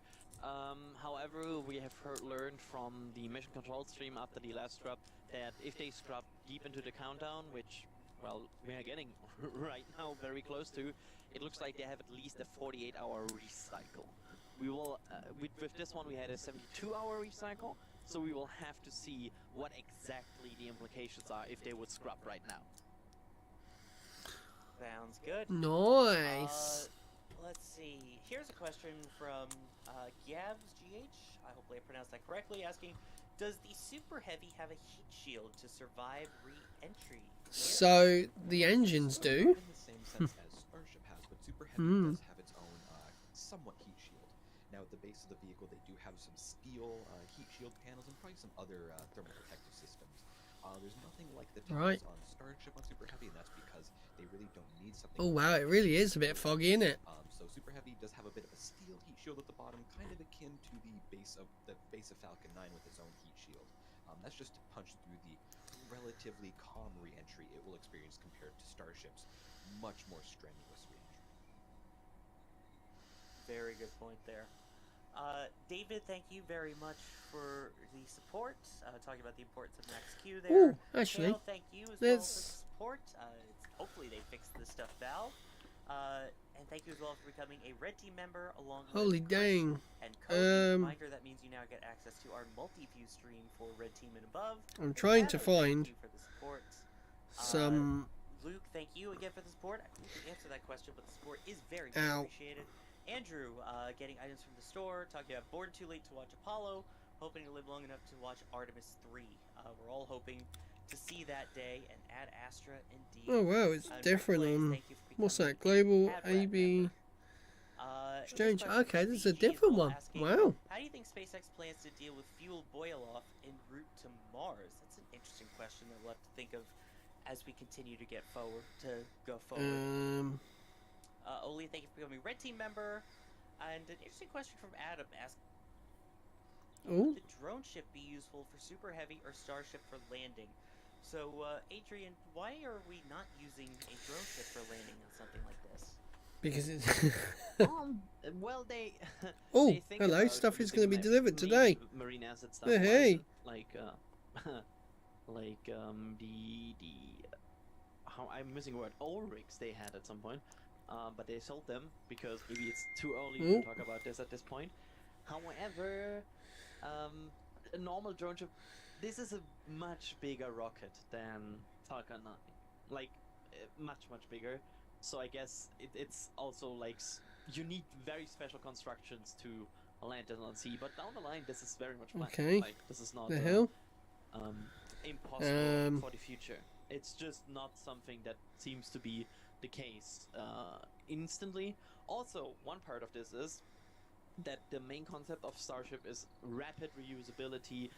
Matching a lay down. Right now, no, wrong button. For that, where they want to catch the assets. So right, there we go. Back at the launch infrastructure. That wouldn't be the case with sea assets, where they had to be towed back to the land, unloaded there, and bring back to the launch site. No, not to there. And also important to note that the drone ships are meant for a Falcon 9 sized booster. They're not really meant for a 9-meter diameter ship at the moment, especially with the mass of it. So yeah, it won't fit is the other minor issue. Wow. Along those lines, here's a question from Marcus, and Ian, I'll throw this one to you. Okay, SpaceX something's not working. Ship 24 doesn't have landing legs as it splashes down the ocean. So does that mean ships will be landed again like it's disappeared again, guys. Instead of catching them, or what? is the plan still for those? What is going on? Why is it so there hasn't really disappear? been any concrete information on that. Elon has kind of hinted that they need to bring back landing legs. It flew over here. They will need landing legs no matter what when they land on Mars, land on the Moon, etc. For Earth missions, it seems more likely that they'll use landing legs, but I'm so confused. As to what they're going to choose to do at the end. They could go ahead with using the chopsticks or develop some kind of landing legs. Right, we're going to keep that one. It's still a little while down the road. They really don't need to ship recovery just yet. They need to worry more about, can you actually fly this thing? What's going on? Oh yeah, that. Being able to fly it. It's pretty important because you can't land if you can't fly. Yeah, minor detail there, that's all. TK Midnight, thank you very much for the support, as well as Greg and Spencer, both. Spencer, thank you. That's much appreciated. Instant. Right, I was looking at my eBay because I've ordered a bunch of things. There is a run, SpaceX will have and breaking the Soviet record for the largest run. Slightly unrelated question, but what's your pick? They said it's going to be. I've got no actual date that it's meant to be turning up. Kale Nash talking about the thrust and right. So what's going on here? Grumpy Old Dude asking, do the rockets have transponders? Arriving Tuesday 18th. Well, that's wrong. Because it's transponders, and if not, how do they track? There you go. Item has been rerouted. It got sent to somewhere else. Sorry, I was just looking at the sky to see if I see a tracking plane. Could you repeat this question? Yeah, I was asking, do the rockets have transponders in them, or how do they at least keep track of the flight then once it's in the air? Oh, they for example use tracking dishes like they have here in Boca Chica. We also saw them in the past using these tracking dishes not only for Starship, but for example for Dragon passes if they are in the Texas area. So they use ground-based tracking stations to track assets in space. So, I have no dates on the 2 parcels that I'm waiting on. There are a bunch of different and also one of my Amazon subscriptions have somehow disappeared. Use to keep track of it yourself if you're checking something like FlightAware or Flight 24 or any of those. I love this chair. This chair is so nice. And Ian, I'll pose this one to you. Right. What is the reason they chose to launch before installing a water deluge system? Because I believe it's only the Fire-X for this particular flight. Yeah, so you're right. There's only the Fire-X installed on this flight. And that's kind of been their design mantra for a while. They really didn't want to have any kind of flame diverter or any major deluge system. Of course, it seems like their mind has changed a bit on that because we have seen a lot of big hardware arrive before that system. Now again, they're going forward with this without any form of deluge system. Deluge. Off of their experience I love the way the Americans say deluge. It's deluge. And realizing that it's not necessarily required to have a safe pad there. So this is only seemingly for the first launch, maybe for the first handful of launches before they get to that deluge system. Oh, there's a like Coast Guard thing. Helicopter. Diverter and deluge system. There you go. There's a plane coming over my place. I can hear it. For fueling to begin there we go. Booster 7, that will be followed shortly after by Ship 24. See, there it is. Oh, it's literally a little tiny thing. You can see it is wow. a bit foggy at the moment. Did he do a go around at Farnborough? The launch tower going on at that moment. What the hell? Yeah, it's a little bit foggy. We are continuing to listen though, and continue to keep you updated on the latest as we get ready for fueling with the. Or is that just a holding pattern of Farnborough? I don't even know. The booster followed by Ship 24.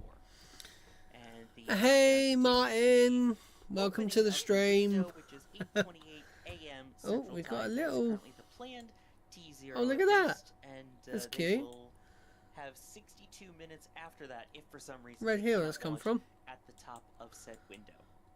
And if they're sticking to the current. So that is literally just that way to me. Starting really any second now. What you? View of the orbital launch route right now, thanks to this fog that just. Maybe try again. But we will see the venting on the OLMs. Oh, hello, Father. Actually, you can see the venting. It is Father, not Martin. Okay.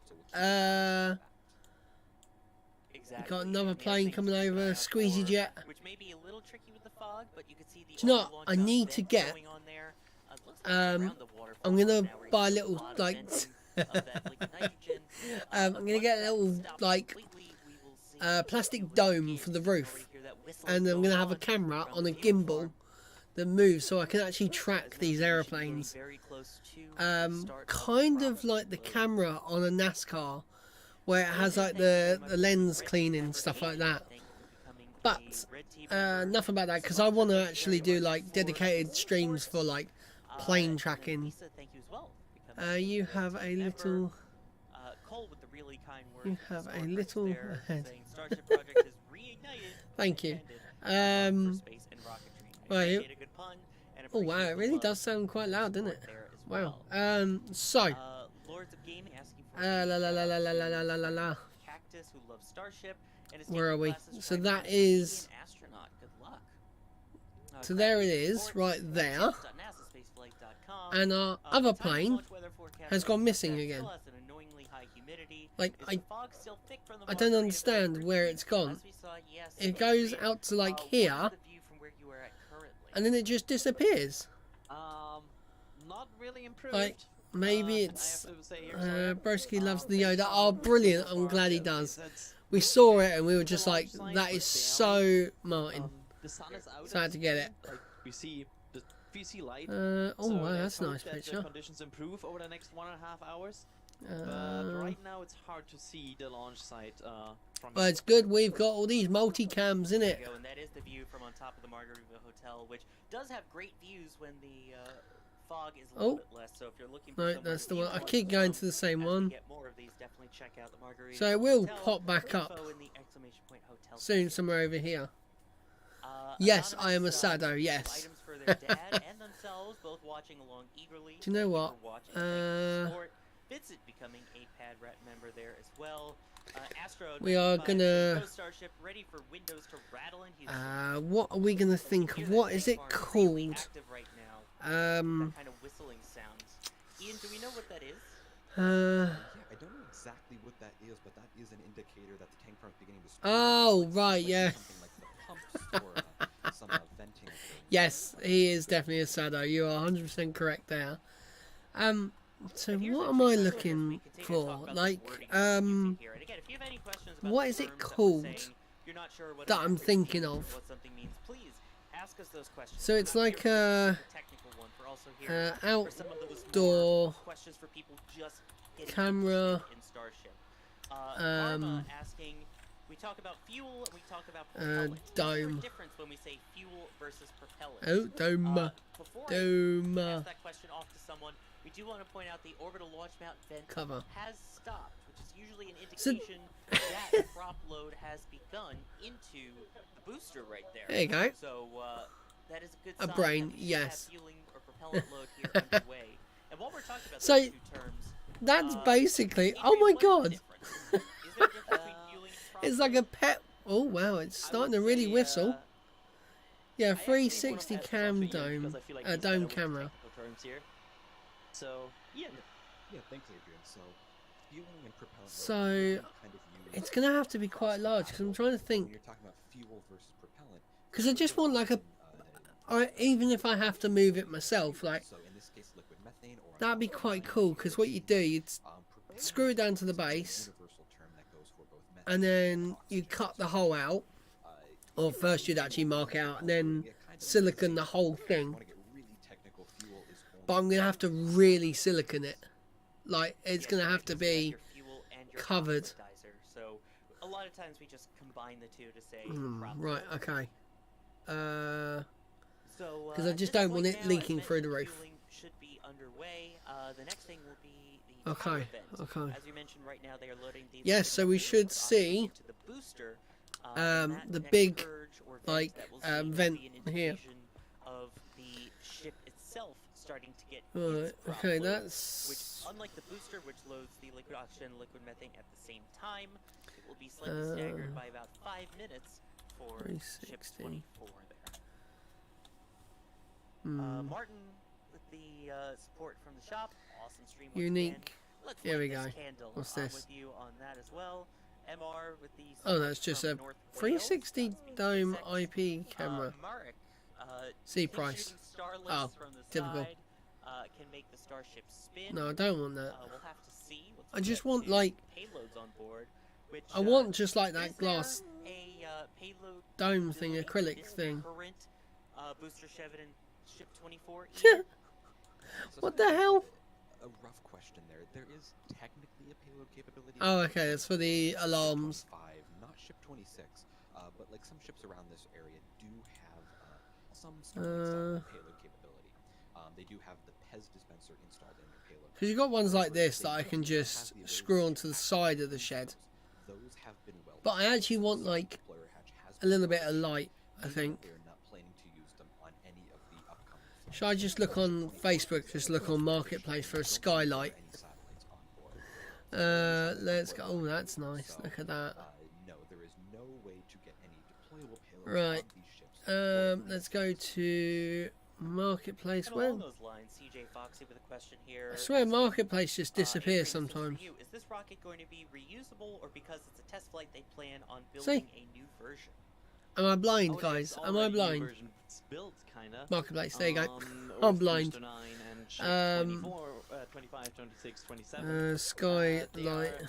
Not planning to reuse any of this. The booster will perform. Oh wow, that's nice. Splashdown in the Gulf of Mexico. While yeah, there are a few, quite a bit of money. Landing, as in smack into the ocean in the Pacific. See, look, this says free, but it won't be free, because it says here, glass skylights available now, all sizes available, bespoke sizes. Down the pipeline as well, so also interesting to see how many of these ships have their payload dispensers, PEZ dispensers, as they're sometimes called, welded shut as well. So keeping an eye on the tanks right now, with fueling expected to be underway. The next thing that we should see hopefully soon is the frost. There's a caravan skylight in each of the 2 tanks. That's the inner side. When is the launch? Well, basically, Rich, 1 hour and 32 minutes, hopefully. So it's going to be 2:28, roughly. Should be nice. Oh, what's this? Yeah, it's quite a fair way away from me. Oh, that's not. Oh, that's nice. I like that. That's kind of like what I actually want, because it would look really cool. It's huge as well, so I could stick a ladder going up, and I could just look out like a meerkat. That'd be hilarious. Oh man. Actually, where was that? Where is it? Where's it gone? There it is. London. Oh wow. Yeah, I'm not doing that. And we are now approaching 91 minutes to the opening of the Alright, let's have a look. Let's see where everything is. Away now from the scheduled T0 for Starship Blocked. maiden flight. Oh, the excitement. Why is that saying blocked? That excitement here as we get into the final part of the count here. And a reminder, that is targeting the opening of the 62-minute window. That is 8:28 a.m. Central Time. So they are on their way. Sean, thank you very much for. And I can't find Matt with the tip that aeroplane again. Send it fund. Let's hope in an hour and a half we are able to send There's it. another plane going over the top of me. ZG, thank you for the support as well. There's so many great questions, but we would be here for 20 hours trying to answer all of your questions. Right. So Let's go back. The support though from everybody. We promise. Thank you. Thank you. Sonofa, thank you for becoming a Red Team member. Darren, this is really incredible time and a long time coming. I agree as well, from Waukesha, Wisconsin.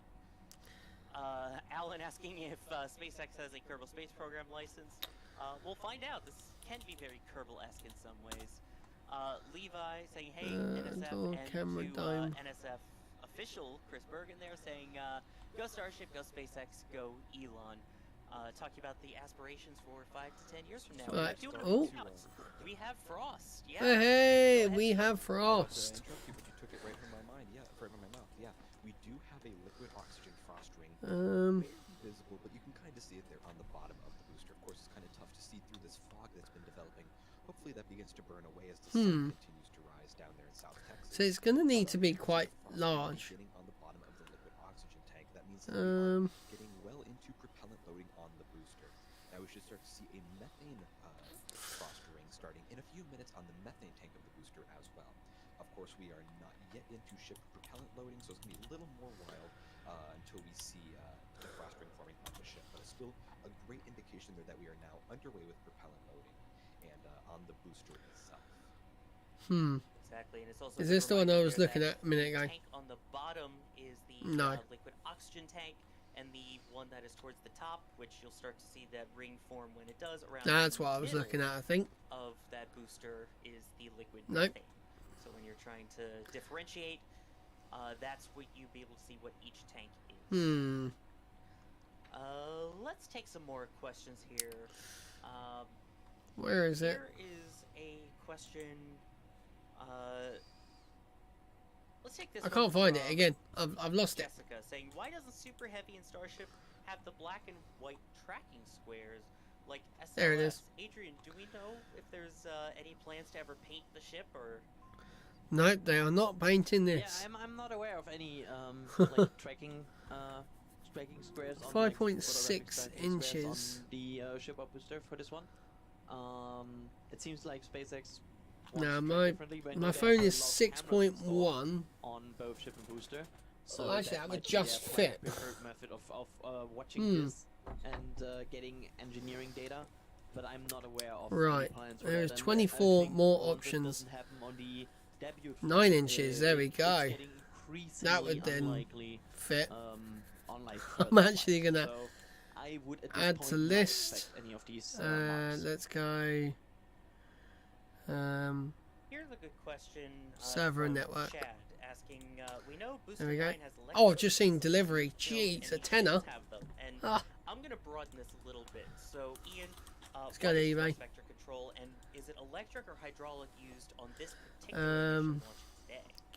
Yes. So to answer your second question first, this is using hydraulic TVC. Now, what TVC or thrust vector control is let's actually just. Oh, it's disappeared. Now, the reason you want to do that. Oh well, I give up. Change the direction that the ship is flying in. Now, that is the primary method of control for the vehicle. Now, of course, some other rockets do have things like RCS, a reaction control system, which uses minor thrusters. There's a lot of airplanes for the first stage of the vehicle, such as around. The second stage of the vehicle as well. You're going to want to have your. This one's been blocked. I reckon. Correct your course. Now, like I said before. So that's flying from. Here are making use of hydraulic TVC. Now, what that means is they have a hydraulic power unit pumping around. I don't even know. Hydraulic fluid that is used to move these engines. They basically have pistons on them to move them around. Wichita? Wichita? Is that how you spell Wichita Falls? They will implement electric. Oh, okay. SpaceX has just tweeted. That's what we're looking at. We obviously know that it's already starting to fill. We're not looking at Vandenberg right now. This is a live look at Starbase near Boca Chica, Texas, where we are less than an hour and a half away from the scheduled liftoff of Starship. Have to throw a little West Coast acknowledgement there. TK Midnight, thank you. There we go. We're back. For the support there. Okay. It's already at 45,000 feet. Jeez. Matt, thank you for becoming a Red Team member. Rai, thank you for becoming a Capcom member. Reminder, Capcom and above gets access to Discord as well. Sagan, thank you very much for all of your purchases there from the store at shop.nasaspaceflight.com. Methane Man gifting 10 Red Team memberships. If you receive a gifted membership, make sure you thank them. And if you do have that Red Team membership, like Jaganza there, right, I'm going to fill up my drink. Scooby-Doo, then you get access to Scooby-Dooby-Doo, where are you? 27 different feeds that you can look at. Right, there we go. Screen, rotating through of all the right, I'm going to quickly go and... Oh! I've kind of hooked my headphones through my hoodie. So I need to... Gregor, thank you for the support. There you go. Dave saying, I love the smell of rocket fuel in the morning. Saint, excited for the history that we'll hopefully see here. And Interspace with the kind more Coca-Cola is needed. Loves NSS coverage.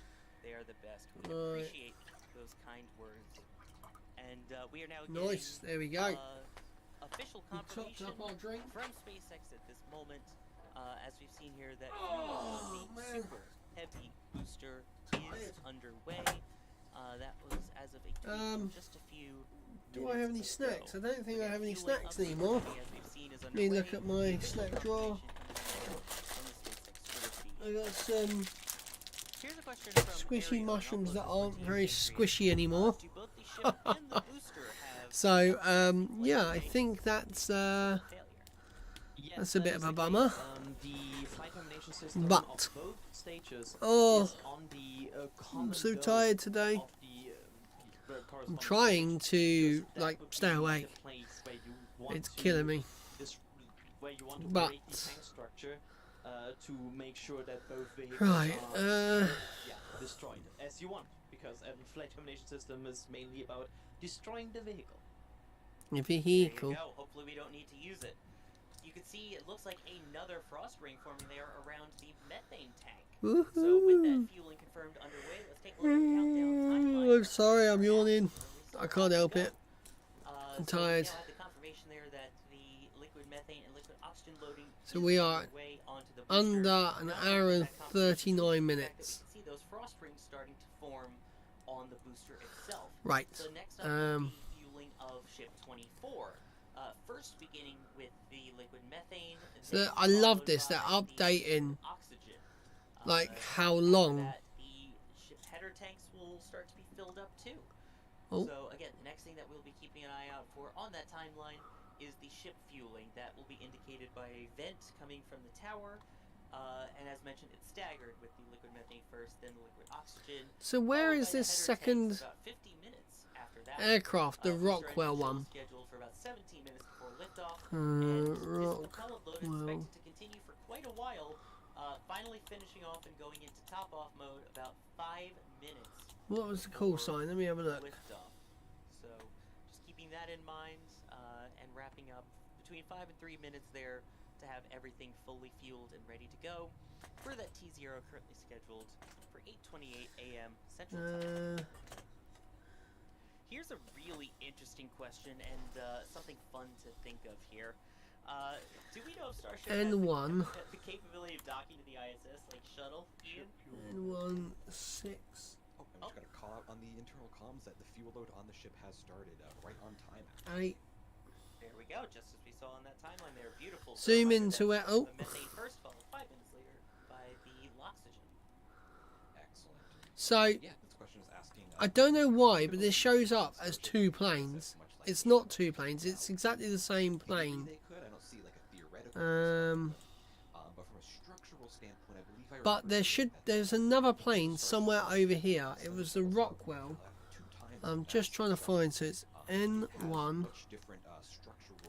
6 on the ISS. Now, of course, 8 it would be it's a major 5 4. structural linkage there, attaching Starship from a relatively small There you rocket go. port to the much larger ISS. There it is. I'm sure they That could is it. Figure some kind of structural mechanism out to make sure that it doesn't, snap the ISS in half.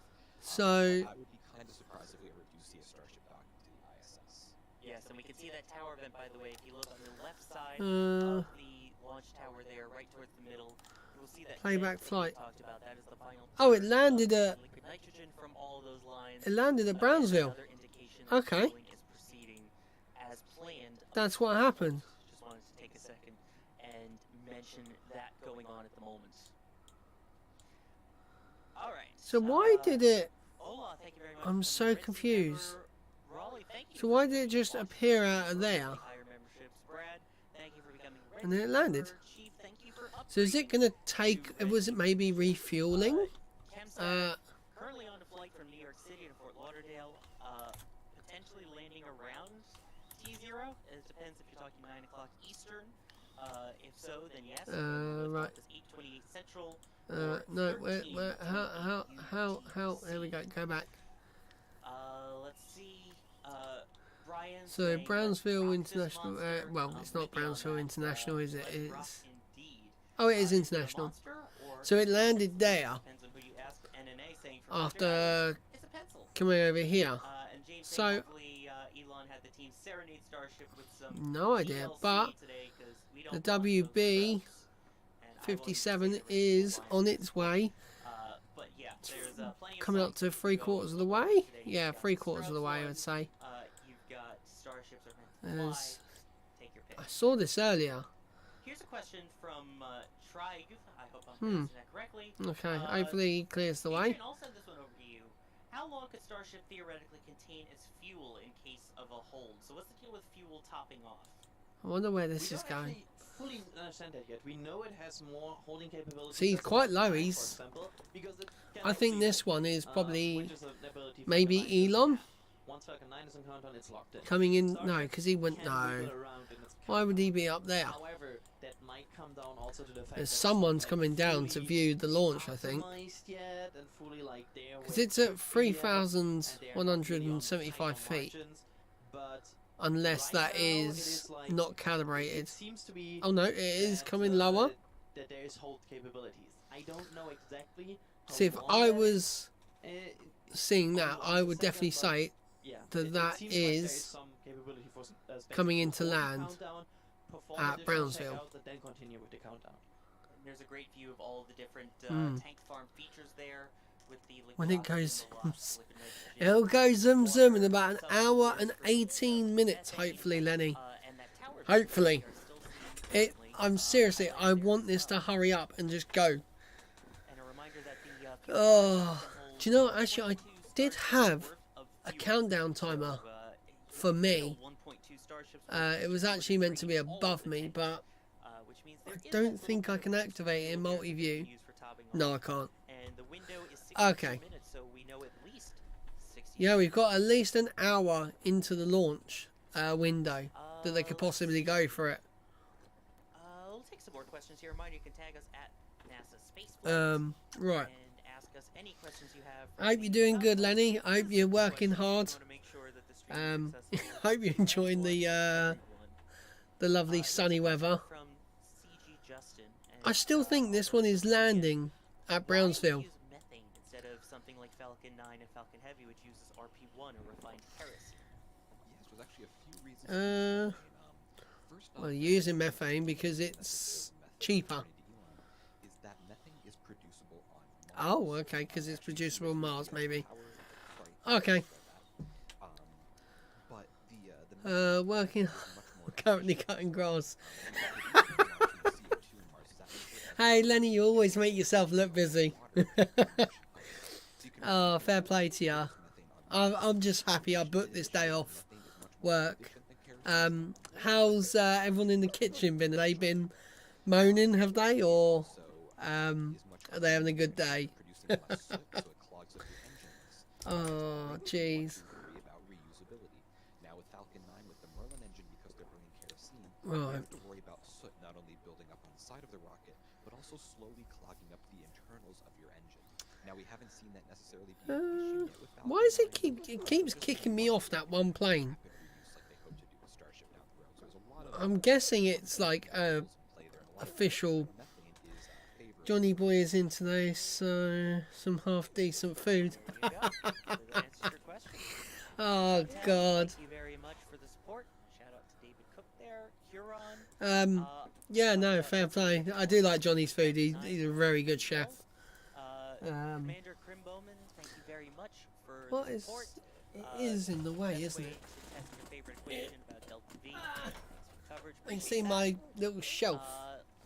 So let's move that out of the way. Right. See, it kicked me off again. There you go. Peter, thank you for gifting 5 Red Team memberships. Kim, he's going to come straight in. Oh, I hear a plane on us. Let's come have a look at ours. Here's a question from Gamer Tom asking, do you think they will do a wet dress rehearsal? Okay, I don't hear a plane clearly. What do you think? Like right now? I hear like a jet. If they don't launch, what is okay. Scrap launch? Oh, look at that sun. We don't know yet what will be the outcome. Look at that. But that is cool. It could be. Well, that is very, very cool. The remaining 1 hour and 15 minutes go. However, we see some sun here, and I'm at least getting more and more optimistic that we might. That does look really, really cool. Maybe this is me hoping, but I feel like we are also starting to see a bit better at the launch site. That's maybe just me, but I feel like it's getting a bit better.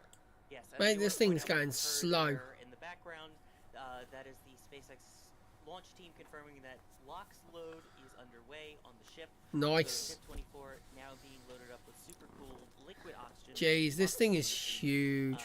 Like to refer to it here. So it seems like at this point everything is continuing to proceed as expected. So I'll say the WB-57 is probably 10-15 minutes off from where it's meant to be. Here's one from 530 that's been a speculation. Ian, I'll throw this one to you.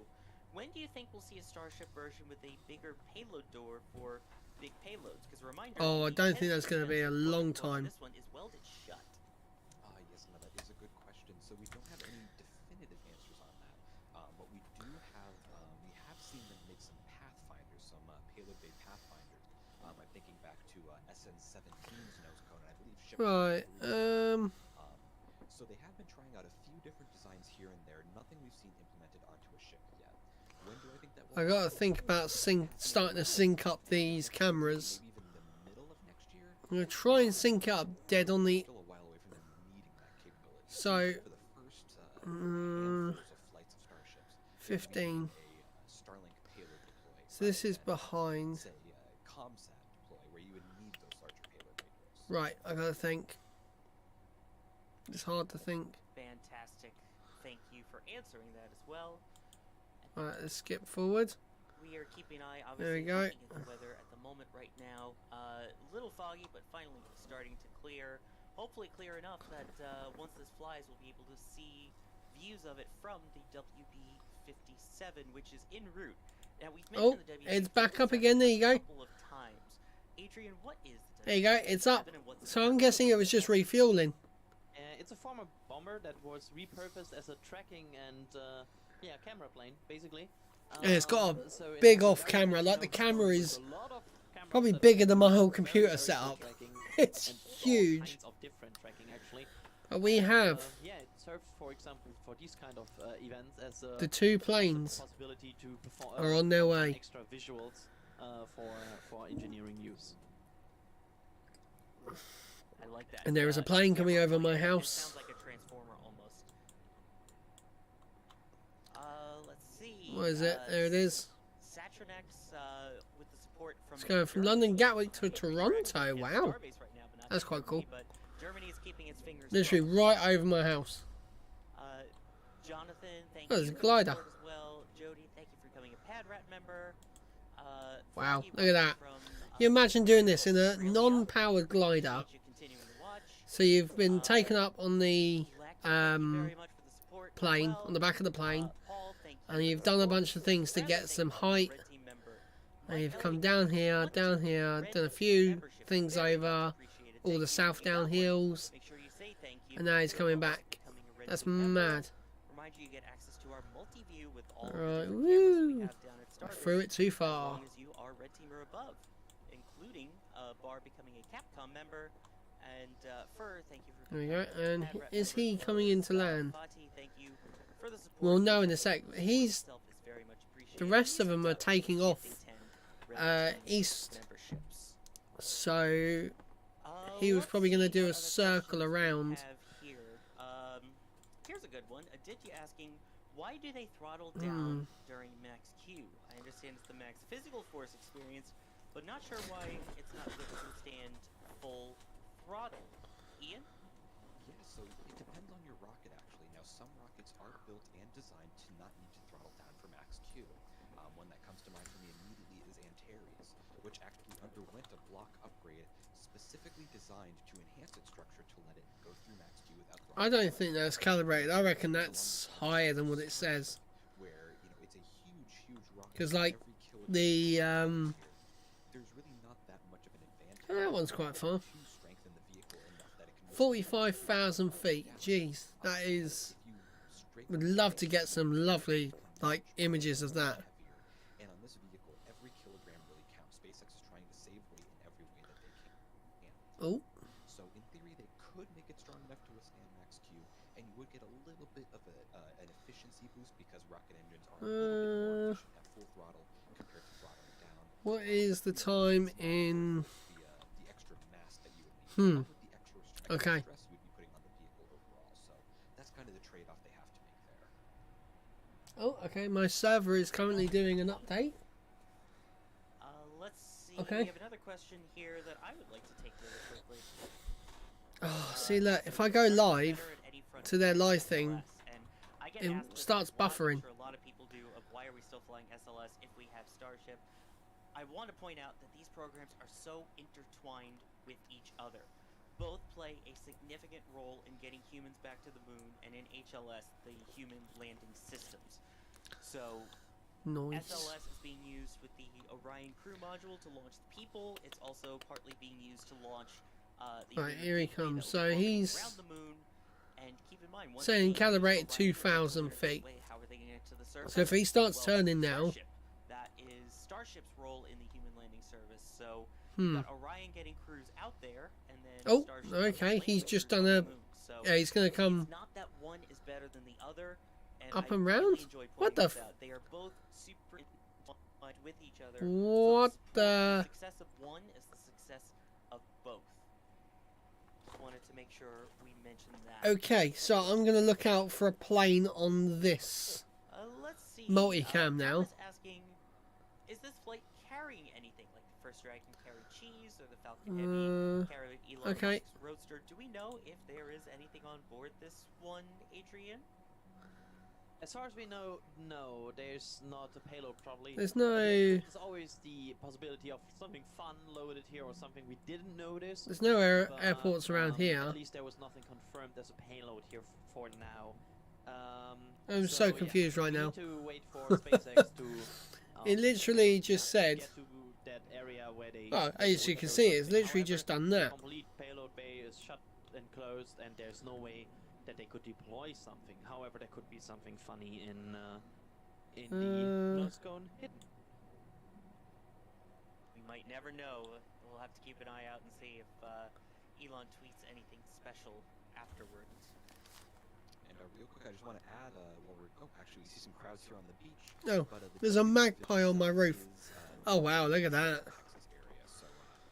That's crazy. So that is... and Adrian, right here. I believe we're going to send it over to you for just a second. So they're probably all watching now. Well, not to me, to and then they're viewing it, and it's just there. For a weather update, because I've Adam next to me, which hopefully works now. Hey, Adam. Hi, Adrian. How you doing? The WB-57 is almost there. Get a better view about this in about an hour from now. So, what we're basically seeing right now is the low-level clouds are starting to break up more, which is good. If that allows some of the sunlight to actually penetrate to the ground, it will start to help improve conditions. Oh, I'm gonna sneeze. Now, I'm not expecting just absolutely like Monday, where it's crystal clear. We're still going to have some low-level clouds coming in. We have some mid-layer clouds. I sneezed. They're not a lot. The fog is the main concern. We have 9 miles of visibility currently to try to see. So what the hell is happening with this plane? The humidity is at 97%, super high. So the air's almost fully saturated. Now, did someone just want to did someone just get like a private jet or something to take a photo of the rocket? So not major improvements, but as the sun comes up, we are already noticing that we're able to see Starship. Oh, actually, I've got a bag of crisps inside. Very hard to see. So right, I'm going to quickly go grab a bag of crisps because I'm peckish. But not just I will be right back, guys. And I also have another update for you, because I can confirm Let's do that. I think that the WD-57 is in the air over us, if I see that correctly, because that should be it. So I can also confirm visual contact on that, which is nice to see here. So yeah, visuals improving. We have a tracking plane in the air. It looks like yeah, everything moving in a good direction here. We can even start to see the sun peeking through there on the clouds with that gorgeous shot that's up on screen at the moment. The clouds rolling in front of the sun, hopefully burning off all of that extra fog within the next hour and 4 minutes for the opening of the 62-minute window. Again, the T0 is currently scheduled for 8:28 a.m. Central Time, 13:28 UTC, and a big shout out to Michael and his tracking camera there as well, that's getting these fantastic shots, and that will hopefully continue to track through launch. All right, and Adam, I think I've lost my job as the weather person now. That was fantastic, so thank you for that. Oh, no problem. Came up from McGregor, ready to see them light the candles on this. But yeah, the weather, down here in South Texas around this time of the year, this is very typical. We got lucky on Monday because we had a cold front that came through, cleared the air out. And another cold front will actually come through this area Friday night into Saturday. But currently right now, with the fog and the low-level clouds, I'm hoping that I'm seeing improvement with the low-level clouds even to the south. So the more sun that can penetrate over the next roughly, between now and the launch time will help a little bit more with visibilities. But also another thing is they were talking about shear back on Monday. When I looked over models coming up here in soundings, it looks like the shear is slightly less than what it was on Monday. So if anything weather-wise is related to SpaceX right now, I don't see shear really being a factor as much as we have clouds, and I have no earthly idea what their thoughts are on the clouds, if they can launch through or what they can do with those. So that's something going to be new that we'll have to find out from them. Right, and I want to point out on the screen, you can see right now the frost rings forming on Ship 24, As the propellant load continues, that is loading in the liquid oxygen and the liquid methane into the vehicle as fueling continues approximately 1 hour before liftoff. Unforgiven, thank you very much for becoming a Red Team member. Ryan, let's go Starship from Falcon 1 to Starship. Io, thank you for becoming a Red Team member. Peter, thank you for gifting 5 Red Team memberships. And Hef, thank you for becoming a Red Team member as well. Hef also talking about the WB57 en route. Johnny, thank you for becoming a Red Team member. Amaro, thank you for the support as well. JP, thank you for the kind words about the content. Glad you appreciate it and enjoy it. Chris, thank you for becoming a Red Team member. Donald Brent, thank you as well for your support. Valuable Damage, thank you for becoming Red Team member. Amy, thank you for becoming a Pad Rat member. Joris, thank you for becoming a Pad Rat member. And Robert, thank you for becoming a Red Team member. Catch my breath here a second. As well as a hello from Brazil from Raphael. While we have you, Adam, you said you're from McGregor, so you hear a lot of the testing of these Raptor 2 engines. We hear a lot about the honks when we see them. What is that Raptor honk, and is there any chance we might hear it today? So that's actually a really good question. We definitely hear the Raptor honk a lot after the engine shuts down. I've never really got confirmation on what makes that noise. I have a theory that it's the turbo pumps spooling down as they spool down at different speeds. That's what I believe what we're hearing. And to hear, hopefully I'm going to say this, is I hope not to hear that today, because then that means the rocket didn't launch. So I'm hoping we don't hear that. I hope we just hear the sound of a Raptor. I'm back with snacks. We are back with snacks. So 33 of these. I can't it's going to be allowed. We have some Haribo I can hear strawberry softies. 15 to 16 nautical miles. We have a pack of McCoy's flame grilled steak and some Oreo double cream. It's called in the UK, not double stuffed. But I hope not to hear Raptor honks today. I hope it's far enough away that we don't hear it, because we don't want this thing. Right, what is going on? Let me plug myself back in. I do want to hit 2 more quick super chats. There we go. That have been extremely generous. Stellar Surfer, thank you for the $69 and 42 plus an additional 0 cents. Happy day. Let's go Starship to the Mars and beyond. And Elaine, thank you as well for the very generous $50 super chat. Hoping the fog lifts and you guys can give us a great view of the test launch this morning. Let's hope so. And as we mentioned, this is a test launch, and there has been quite a bunch of testing that has gone on to get to this point. So let's take a look back at what it took to get to this point, going all the way from Starhopper. What's happening on the flight radar? Let's have a look. Where is he? There's that. What the hell? See, look.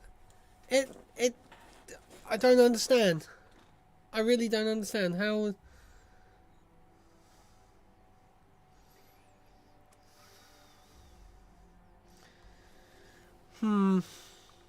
I don't get why it's saying there's 2 different planes when we know it's. I'm so confused.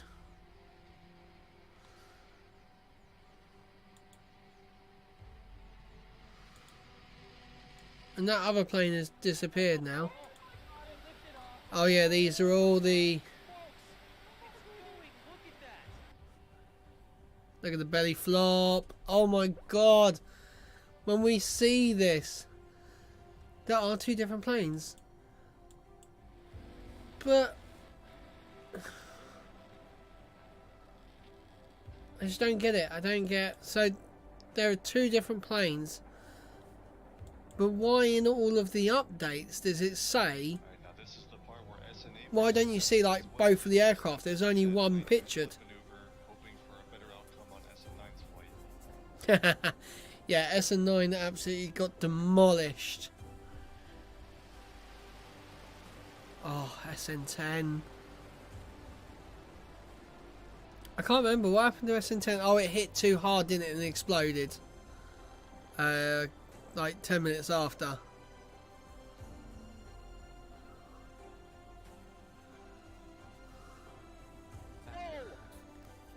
Yeah, one is a NASA plane, but There you go. There's your methane leak. the Yes. oh, I don't know, whatever. Because that one there is the WB-57. Oh, bit of a oh, SN11. That was mad. Oh, SN15. Starship heading back to the landing zone. Oh. Look at this. Right here. I landed on the hopper. Man, this is giving me goosebumps. 6 engine static fire. 31 engines. Dude. We are going to see that, but like, it's actually going to lift off.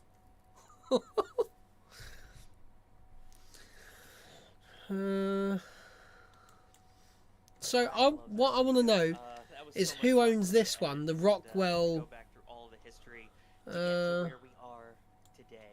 I absolutely love that. Registration. Let's see, what can we, it just says private owner. With you.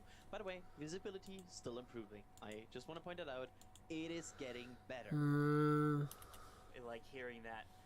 And I do want to just point something out here really quickly. As you can see, we have temporary Registration, here we go. a member chat only. That is due to a 6-figure audience and to protect the chat from being unreadable due to how fast it's running. So just putting that out there so you are aware. Airworthiness class experimental. We have another voice joining us from the field, who I will hand over the hosting baton to, but will still be staying with you. Jack, are you there? Okay. I'm running, I'm reaching behind me. So it's only... The baton from you, I'm grabbing it. Yes, I'm here. Wow, I'm glad I didn't run into your ankles then. We're good. What's up, everyone? I see where's that other plane disappear to now? To be going well. The weather is clearing. Fingers I'm so confused. So there are actually 3 planes Jack, I only active. have a plastic table here. Can I knock on plastic table instead of wood? Yes, knock on plastic table, Adrian. I give you permission. I knocked on plastic table. Knocking on wood. Thank you. Thank you for that. My whole shed's wood, so Well, there you go. Is there any sort of noble commentary I missed while I was setting up cameras and whatnot? Only the best commentary. I'm gonna eat my I guess we can fluffy actually- strawberry sweets. Oh, But no, everything has been good. As mentioned, fueling is Looks underway. like a Coast Guard helicopter is flying around. I saw that. There it is. Again, keeping the airspace clear. There's that. A reminder, if you are planning on viewing this Is live it telling that? or from the sea, It might be going to tell that but plane to double check bugger off. Your note TAMs and your note Mars. We do not There's want loads of any them, look. boats or wayward planes in the launch zone. Look at all these boats, So boats, all these please planes. Check those keep out zones. Wow. Yeah, no thank you to that, that's for sure. But otherwise, as you missed, fueling is progressing. It seems like as planned up till this point. We're starting to see frost rings of both methane and liquid oxygen. Nice. Right. And booster I'm gonna status. try and I'm gonna actually mute the microphone so you guys don't have to hear this packet open. Looks like someone's trying to dial in a tracker there. That's gonna be sweet for launch. All right. Go ahead. I was gonna say, I wonder who that could be. Adrian, were you about to say something? No. Oh, okay. There we go. There's a tracker going. Love it. Love the frosty view. All right. The Childproof. Is asking, what is Oh. Starship's thrust to weight ratio? That one was Coast Guard. Yeah. I believe And- you All got it. the helicopters are Yeah, for oil here rigs. it's, Really? 1.5 Okay. -ish. For this, however, it will be more closer to 1.35. This as took they off only throttle round the about the engines same to about time 90% as So they will not reach the thrust weight ratio that they will probably have. Haribos. on flights. So yeah. I've not tried these ones before. They're actually quite nice. Yeah, we would sort of expect it to come off the pad a little bit slower than subsequent flights. Like We were sort of thinking it would leap off the pad, but at 1.35, that's about the same as what? A Falcon 9, an Atlas? What, so it's going to be slow? I think Falcon 9 is also around 1.5, so... Okay, so a little bit slower than a Falcon 9. Excellent. Trying to help you guys get your expectations dialed in. Yeah. Oh wow, look, we got... fully SLS slow, but... We had, a similar gradual climb, and then it's just gonna shoot, hopefully. These are quite nice, actually. It is a low cloud deck, but it is patchy. If you look bottom right hand corner, the top right, you can see where my mouse is. You can see the clouds. So SpaceX should This is what we like to see. be starting their live stream soon. You know what? I'm just gonna say just a broad thank you everybody so much for choosing to watch our stream and for helping out. Yeah, the Haribos are definitely childproof. I tried to open it properly, and it just wouldn't open. So I had to tear it open, and I've opened them sideways now.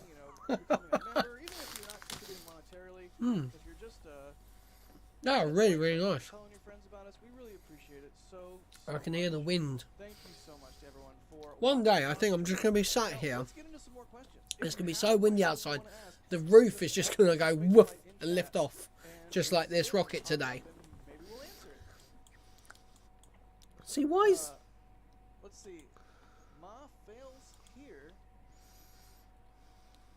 They're asking, my question is if this Starship was a test flight, then when will SpaceX send an astronaut to Mars after this test? When do we think we will see boots headed? Oh, we're going to be like... Whew. I think I'm going to say 2030. Especially the fact that the first step is going to be the Human Landing Services Program, HLS. So it's going to Actually, yeah, I'm going to change that to 2035. So once they get to that lunar program up and running, then I think we can start considering sending people to Mars. So as of right now, Artemis 3, hopefully before the end of the decade. So hopefully Mars sometime next decade. Yeah. I'll go the end of the 2030s. Hopefully. Okay, end of 2030s. Adrian, what about you? So I'm going to be about 40 years old. Jeez. Just over 40. Where we before talked about 20. Man, I'll be 40. Well, let's be real, obviously. That's crazy. It sounds more they are targeting like early 2030s. So where's this one going? With This one's just buggering off. Of things in spaceflight, I would also go for, if everything goes well, mid to late 2030s. By the way, while we're talking about the timeline of getting to Mars, I've got a more realistic question. What is the remaining timeline here for today's test flight? So, SpaceX's live stream should be starting soon. Adrian, do you want to walk us through? So, I'm going to actually change. We're going to get rid of this. I'm absolutely staying here on this field. The next thing that would happen is the ship header tank load, which would start at T-minus 27 minutes.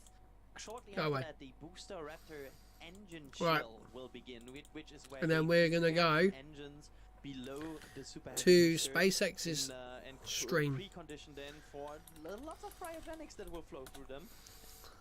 Right, here we go. Oh, we've got 5 minutes yet, so I'm going to turn this audio back on.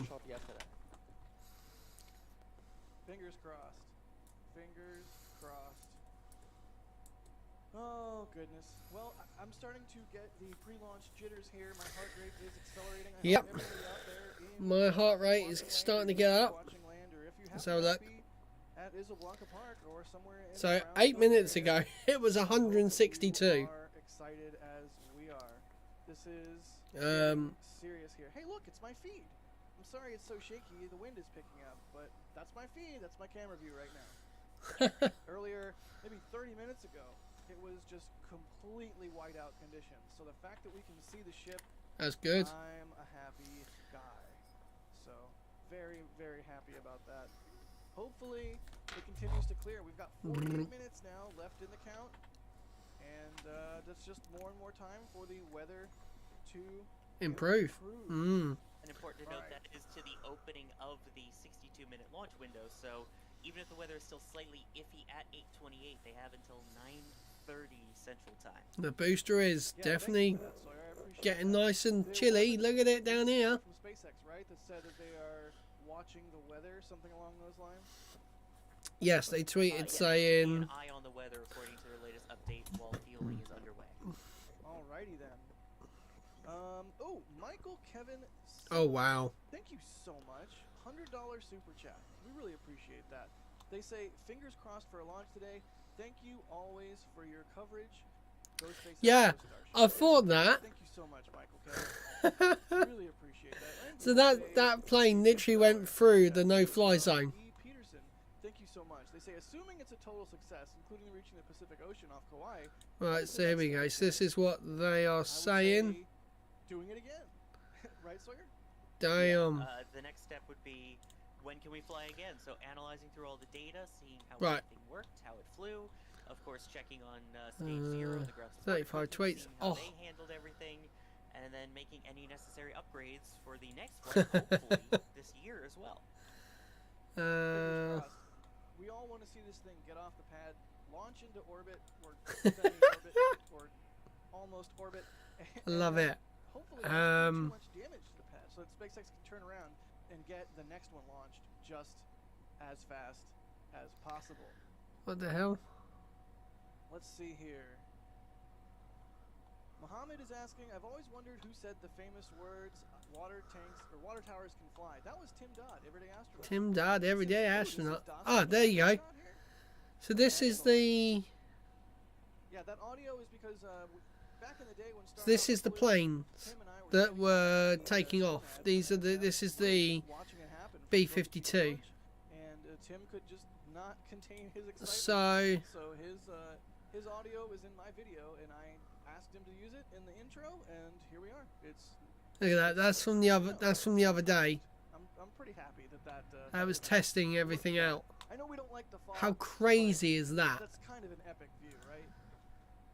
It's also getting much better here. I can now confirm from the hotel we really have a decent view. Look at it. it. It's still a bit foggy. There's the camera.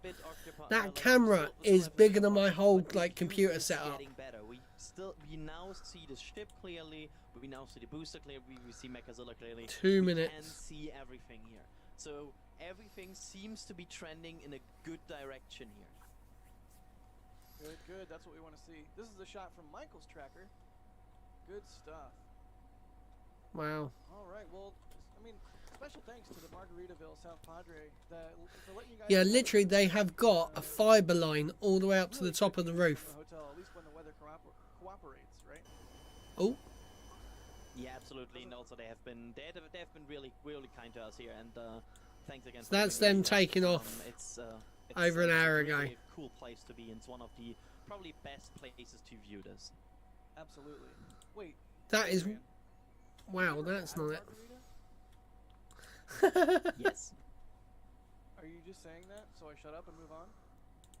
No, it's not a movie. Good answer. Good answer indeed. All right, keep your questions coming, everybody. Thank you for joining us once again. This is getting very serious. Just under 45 minutes to go. I have to say, I am seriously getting SN11 vibes. Listening for any updates from SpaceX and hoping to hear more positive. Right, we're now gonna definitely keep an eye on their strain. Oh my gosh! What? $500 super chat from wow. Justin. Thank you so much, Justin. That is truly extraordinary. Thank you so much. We take all of the contributions from everybody, whether it's the merch store or otherwise. Take two things. Oh, geez, I wish I had that sort of money to so thank you so much, donate. No words in the That's English mad. that I could say that could properly express our appreciation of that level of right. support. All I Come on, can say is that we will SpaceX. turn around, continue doing what we do, and make the best possible content for all. It does look like it's so much, Justin. That is really, truly extraordinary. I'm It does look like it's kind of stopped. It really is. It means a lot. because it means that we I can't see it going up anymore. You guys like what we do, and it means that we can continue to add more fun. It does look like it's kind of halted a little bit. So, just, it's awesome. It's really awesome when we get this sort of support from y'all, because it really does mean a lot, and it, more than, you know, us feeling good or appreciative, it really just means we can keep bettering our coverage, which is absolutely what we all want to do. Oh, what the hell is that? One of their cameras has just gone absolutely berserk. Bottom left. Pulled out all the stops on this broadcast. All the stops? All the stops. There are no stops. There's a vent. There were stops. We took them out for Artemis. We put them back in for Starship, you know, just because we had to have something to take out, and then we took them out again. There are no stops. If you wanted stops, I'm sorry, that's the one thing you can't get from our feed. Oh my gosh. I also want to point out here, we are less than a full Falcon 9 countdown away from the potential launch of Starship, because the usually countdown sequence we get, like Falcon 9 with the polling and everything, starts at about 45 minutes. We are down to that, so we are getting close. Yeah, we are getting very, very close. As a reminder, the opening of the window is 8:28 local time, and that means we are just over 41 minutes away from the start of the window. And Sawyer, how long did you say that window was? 62 minutes, so that I believe will go until 9:30 local time. Excellent. I cannot spell. Let's do some more viewer questions, because we love answering your questions. Right, here. opening. Remember, if you have any questions, just add us at Spaceflight. We will do our best to answer as many as we can. Clytus, I think it's Window. is what they're supposed to be named. They're asking, when Starship decouples, Still doesn't. are all of its 6 Raptor engines going to be ignited, or only the vacuum ones? Sure enough, they're going to ignite all 6, right, Adrian? They are again igniting all 6. There's some very smart people that did the math about coasting phases and about how much thrust the Raptor has, and did all of that smart things that I can't do. And they came out to be that the only way they reach their Oh, I think it's going back up now. current profile is if they ignite 6 Raptor engines, which means 3 sea-level engines and 3 vacuum engines. Also, the sea-level engines provide thrust vector control, because the vacuum engines cannot gimbal. Pages. Which means they will probably Well, I can't see anything at the moment for steering in orbit. in terms of. Good deal. Um. We have a question from Wicked Clown. Thank you for the question there, buddy. They say, what ship and booster units are complete and could be used for the next launch test after this one? How do I Well, just We're looking post? at Ship 24 and Booster 7 here. Booster 8 was built but then scrapped. So the next booster in line is Booster 9. Why can't I just? I swear I didn't mean for that to rhyme. I just want to God, I'm post. still going. There you go. Oh, you. Oh, SpaceX have started their stream. Oh, you, I just picture that GIF. Right, we're gonna mute NS Live.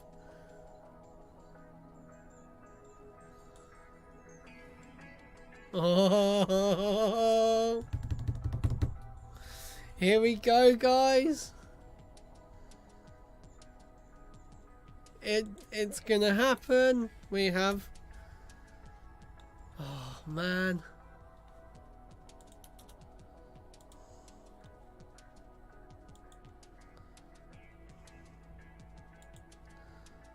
Right.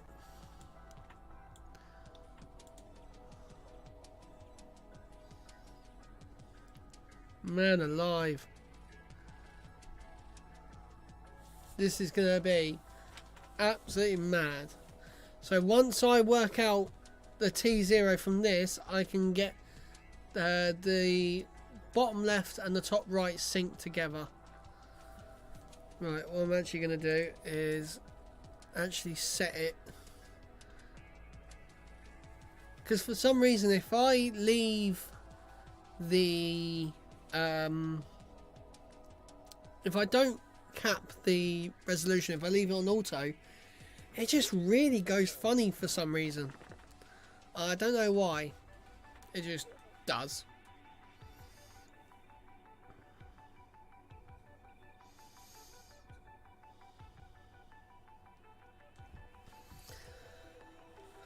Oh man,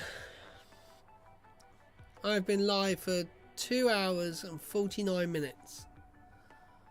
And at T0, it should be just over 3 hours. Oh. Come on, SpaceX, give us a nice, lovely, crisp live stream with all them beautiful, beautiful cameras.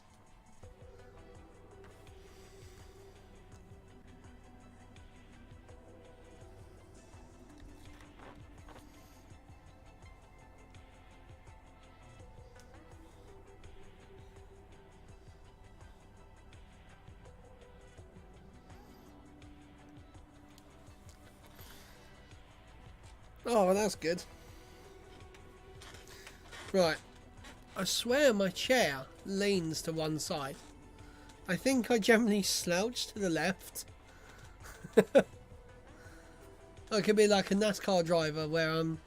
Actually, to you guys it's going to look like right, but I lean to the left all the time. Man. I really do like SpaceX's like background thing. It's so cool.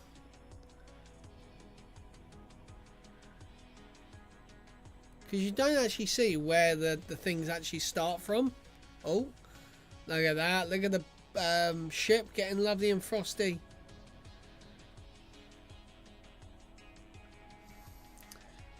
Finally off. Nice. Perfect time. We are roughly T-minus 36 minutes. Oh, look at that. Look at all the people just set to watch from there. That is crazy. Right. We are literally just waiting for SpaceX to start their live stream. Oh, there you go. Elon. Starship. I'm getting too excited. Starship is on track to launch in 37, just under 37 minutes. Oh, yes, boy. I think I'm gonna have to stand up in a sec because I'm gonna get a bit too excited. People on Monday. Yeah, oh yeah, I bet. People that went down to the beach. Like, I saw someone was queuing for almost 4.5 hours. They got there at like really early, like 2 AM local time. And they waited 4.5 hours just to get in and walk to the beach. Just to have a scrub. Like, that's mad. Come on, SpaceX, start your live stream because I want to sync up all my videos. Here you go. Right, SpaceX have just tweeted out, so that means... Here we go. Yes! Here we go. We're going to start getting excited. Oh. See, I didn't watch this last time. I was too busy reading comments. Oh, man. SN9, SN8, SN10.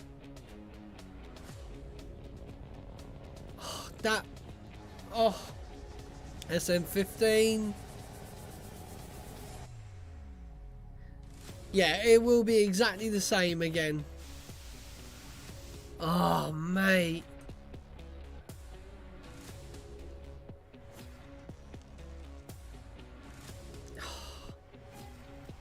I've got more screens than him. I've got 4. Mate, look at that. 6 engine static fire. If I could, I don't want to... No, we don't. Well, hopefully... Oh, look at that. It just looks nuts. Good morning. On your screen is a live view of Starship as it awaits its second attempt I've got to at put... our first ever integrated flight test from Starbase, Texas. If all goes well, we hope to see our I've got to pause this spacecraft, bottom left. Super Heavy booster, which we collectively call Starship, lift off together for the first time in exactly 33 minutes from now. Thanks for tuning in. I'm Kate Tice, Quality Systems Engineering Manager here at SpaceX headquarters in Hawthorne, California. And I'm Shiva Bharadwaj, Sorry, I've got to just... engineer here at SpaceX. There you go, pause that. There you go, there's then two are synced up. Initial launch attempt on Monday, and that was So, due to a frozen pressurization valve on the Super Heavy booster. SpaceX teams investigated the... You have a question? Go on then. Fire away. Which caused the valve to freeze up when we were loading super chilled liquid oxygen. Right, so 30 minutes should take me to... Because we actually need a pressurant to go back into the tank as we consume propellant. Is there a cat down the side of my shed? A pressurant that comes from the Yep, there's a cat because he's just ran. I just heard him scurry across. Oh. That's important. You can think of it like drinking out of a thin plastic water bottle. If you're chugging that water, it crinkles if you don't let air back into it. So we use that exhaust gas from the Raptor engines to refill. Why do people say, let's light this candle? When you light a candle, the top... yeah, do you know what, actually, Martin? That is... that is actually quite... Look at that, a live drone shot. Sorry, Mark, I got distracted. Yeah, that is actually quite a good comment. I don't know why they call it. Oh, Father. Okay, Father, I'm sorry. Yeah, no idea. I'm guessing it's just... It's just a saying. Yeah, it's a space candle, yeah.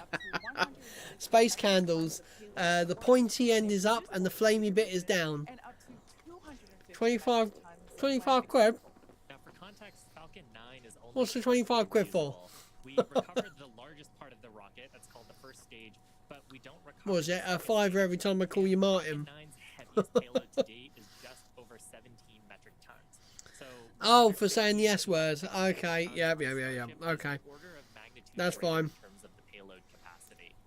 Right. Dead on half an hour. So I think 28. So I think this one's actually a little bit further forward. So I need to stop this one on the right, the multi-view. I need to stop it dead on 57. I add it to the bill. We are so excited. Yeah, okay. We will consider any data received that helps informed and improved. I'm going to pause this. Starship as a success. From a milestone oh, look at that. Look how cool that looks. Every milestone beyond that is a bonus. The further we fly, the more data we can collect. Now, if it does all go well, oh, I should have started it. I was too busy watching. Engines at the base of the vehicle and the lift off, clear the pad away. Holy cow! In Starbase, Texas, and then it'll go into ascent. About 3 minutes into its ascent, we're going to expect to see Super Heavy separate from the Starship. My beak, does that say? That does say beak. And we're going to be targeting a thanks. landing in the Gulf of Mexico. And while that's happening, we hope to see Starship's 6 second stage engines. Yeah, I need to. Starship coasts for about an I'm hour. going to change the poll now. Yes, you are right. So, let's end that one. Excuse me, we no, that's Q&A. Alright, here we go. I'm not really expecting many camera views after separation. That is to say, if we even make it that far. But we do promise that whatever views we do have, we will bring them to you live. We have a couple of ground stations along the way, so if we are able to we make it that far into the ascent, then of course those will be available. I like it. I like the apology. And also worth mentioning today, like the whole just getting the vehicle off the ground is a complex endeavor. We are going to say as long as it passes max Q, you know, they're going to be happy. They're going to be happy if it just hits. Yep. Oh, look at that. Now, in a little bit, we'll how cool. Look. Dude, I'm getting so excited. last few months. I have got my... Oh, look. Our Hawthorne team up here bright and early to watch the launch. Teams have been prepping really for the last few days. Yeah. Yeah, it's close to the day, yeah. Oh, wow, look at the beach. A live view of the South Padre Amphitheater where both SpaceX employees, friends and family, and members of the public are gathering to Dude, that's watch crazy. lift off, and we can see the crowds are gathering there. Look at them lenses on them cameras. And of course, we want to give a shout out to the SpaceX team. You see them there on screen, members of our launch command. Dude, this is gonna be mental. Star Command Center, that is our Starbase Launch Control Center. Yep, those are the operators today. Don't worry, you have a data, model. And of course, giving us the go no go poll. Try to get in today's launch attempt just around 27 minutes. It doesn't have wings like that though. South Padre Amphitheater, it's the Cameron County Amphitheater. Do you know what? I still think that as well. I generally think it wasn't also ready to go. I reckon they had a few more things that they wanted to do. Yeah, that would hurt. The little flaps. It hit the flap. She found it funny. Getting smaller and smaller. Now, just like Falcon 9, Starship has 2 stages, which we'll talk more about those in a minute. In addition to those 2 stages, Starship actually has a 3rd stage, which we call Stage 0. It consists of all the launch pad infrastructure built around the rocket, as you can see there on your screen. And it's truly an engineering... Actually, saying that the flaps or the canards, whatever people decided to say, they actually fold inward slightly. And then fold back out. Oh now, God. Let's talk about the Super Heavy. Its name says everything. It's super. Oh, heavy, that's good. Super heavy. When it's operational, We can't quite see what it says. The power to escape that mighty gravitational pull of Earth that we've got here, and take Starship into orbit. The booster itself Right, we'll know when we're T-minus 8 minutes away. We will know if this one is in sync, because this will say 20 minutes. I think we're quite close. I think I might have to stop this one again a little bit. Oh, look at the engines. Oh, this is what you call a sacrificial that way. Sacrificial camera. Static engines. They're going to be providing a huge amount of thrust today to lift off the entire stack. That is crazy. 13 gimbaling engines in the middle, and they're going to be providing the tilt maneuvers. They are wet. As it comes back later in today's flight. Yeah, and when we say gimbal, it's that's crazy. Tilting or almost wiggling the engines a few degrees and in either direction. They are. Look at it. Look at all the numbers. And we'll get some great shots later of actually a wiggle man. We perform ahead of liftoff just to make sure that all those engines are able to control their full range of Oh! One thing to note, those Raptor engines are... Right, I'm just going to test my microphone, make sure it does go down as low as I need it. Okay, maybe not, it needs to go a little bit further down. So, a lot of words there. And ultimately, that staged combustion there we go. Means yes, that that's better. Yeah, there we go. I've made it now go to where I need it. So I'm going to bring it to here. And by doing so, and then, the yeah, more efficient, i.e. more I can just turn it down just by pressing the little dial. Like Falcon 9, the Super Heavy has 4 grid mate, to assist itself in its return. Look how gorgeous it is. Is that a beneath the Starship's aft flap? Is that a camera there? Talked about earlier, Super Heavy is not or is that attempting a land landing today?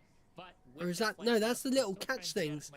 That's the little point of what the 2 arms are going to catch. So there's one on either side and it comes down and there's like little pincers on the chop arm, on the chopsticks. And they just grab it and they can like... Oh, it's crazy. Now, Starship, or the spacecraft, is the 2nd stage and it makes up the mate, I'm getting too excited. It's designed for right, I'm going to just top up my drink. Actually, I'm not going to have a drink for when liftoff comes, because I know what I'm going to do. I'm going to get too excited and I'm going to knock over my drink all over my table, and yeah, that's not going to be good. Which are are optimized to operate in the vacuum of space. But hopefully, I've actually got the stream going on in the front room through my account. So my dog can actually hear me, and because she's in the house all on her own. So I thought, you know, she want to hear me. So hello, Lola. Hope you're not wrecking the place up. The heat shields, they are iconic. Starship is wrapped in a heat shield, which is composed of 18,000 hexagonal ceramic tiles. 18,000. The vehicle during that atmospheric entry, and that's really important because the temperatures can be as high as 2,600 degrees Fahrenheit. Wow. The hex-shaped tiles, like the ones that Shiva and I have, the mud. Yes, the mud. That is crazy. Mine is slightly curved. As you can imagine, it sits on the curved portions of the Starship vehicle. Now, the one that I've got is a hexagonal tile. That's yes, they flat. did. Yes, they showed this a lot earlier on in the stream, actually. And we need a heat shield because when you're coming back in from re-entry, we're going supersonic, we're compressing all the air ahead of us. That ends up causing a lot of heating along the surface, and without a heat shield, that would go straight into the structure. Yeah, one thing that's amazing to me, especially when I first picked up one of these T-minus tiles, 20 is that minutes. So light. They almost feel like will they're be 8 made minutes out of past. Foam. They're that light, and they kind of sound like it too.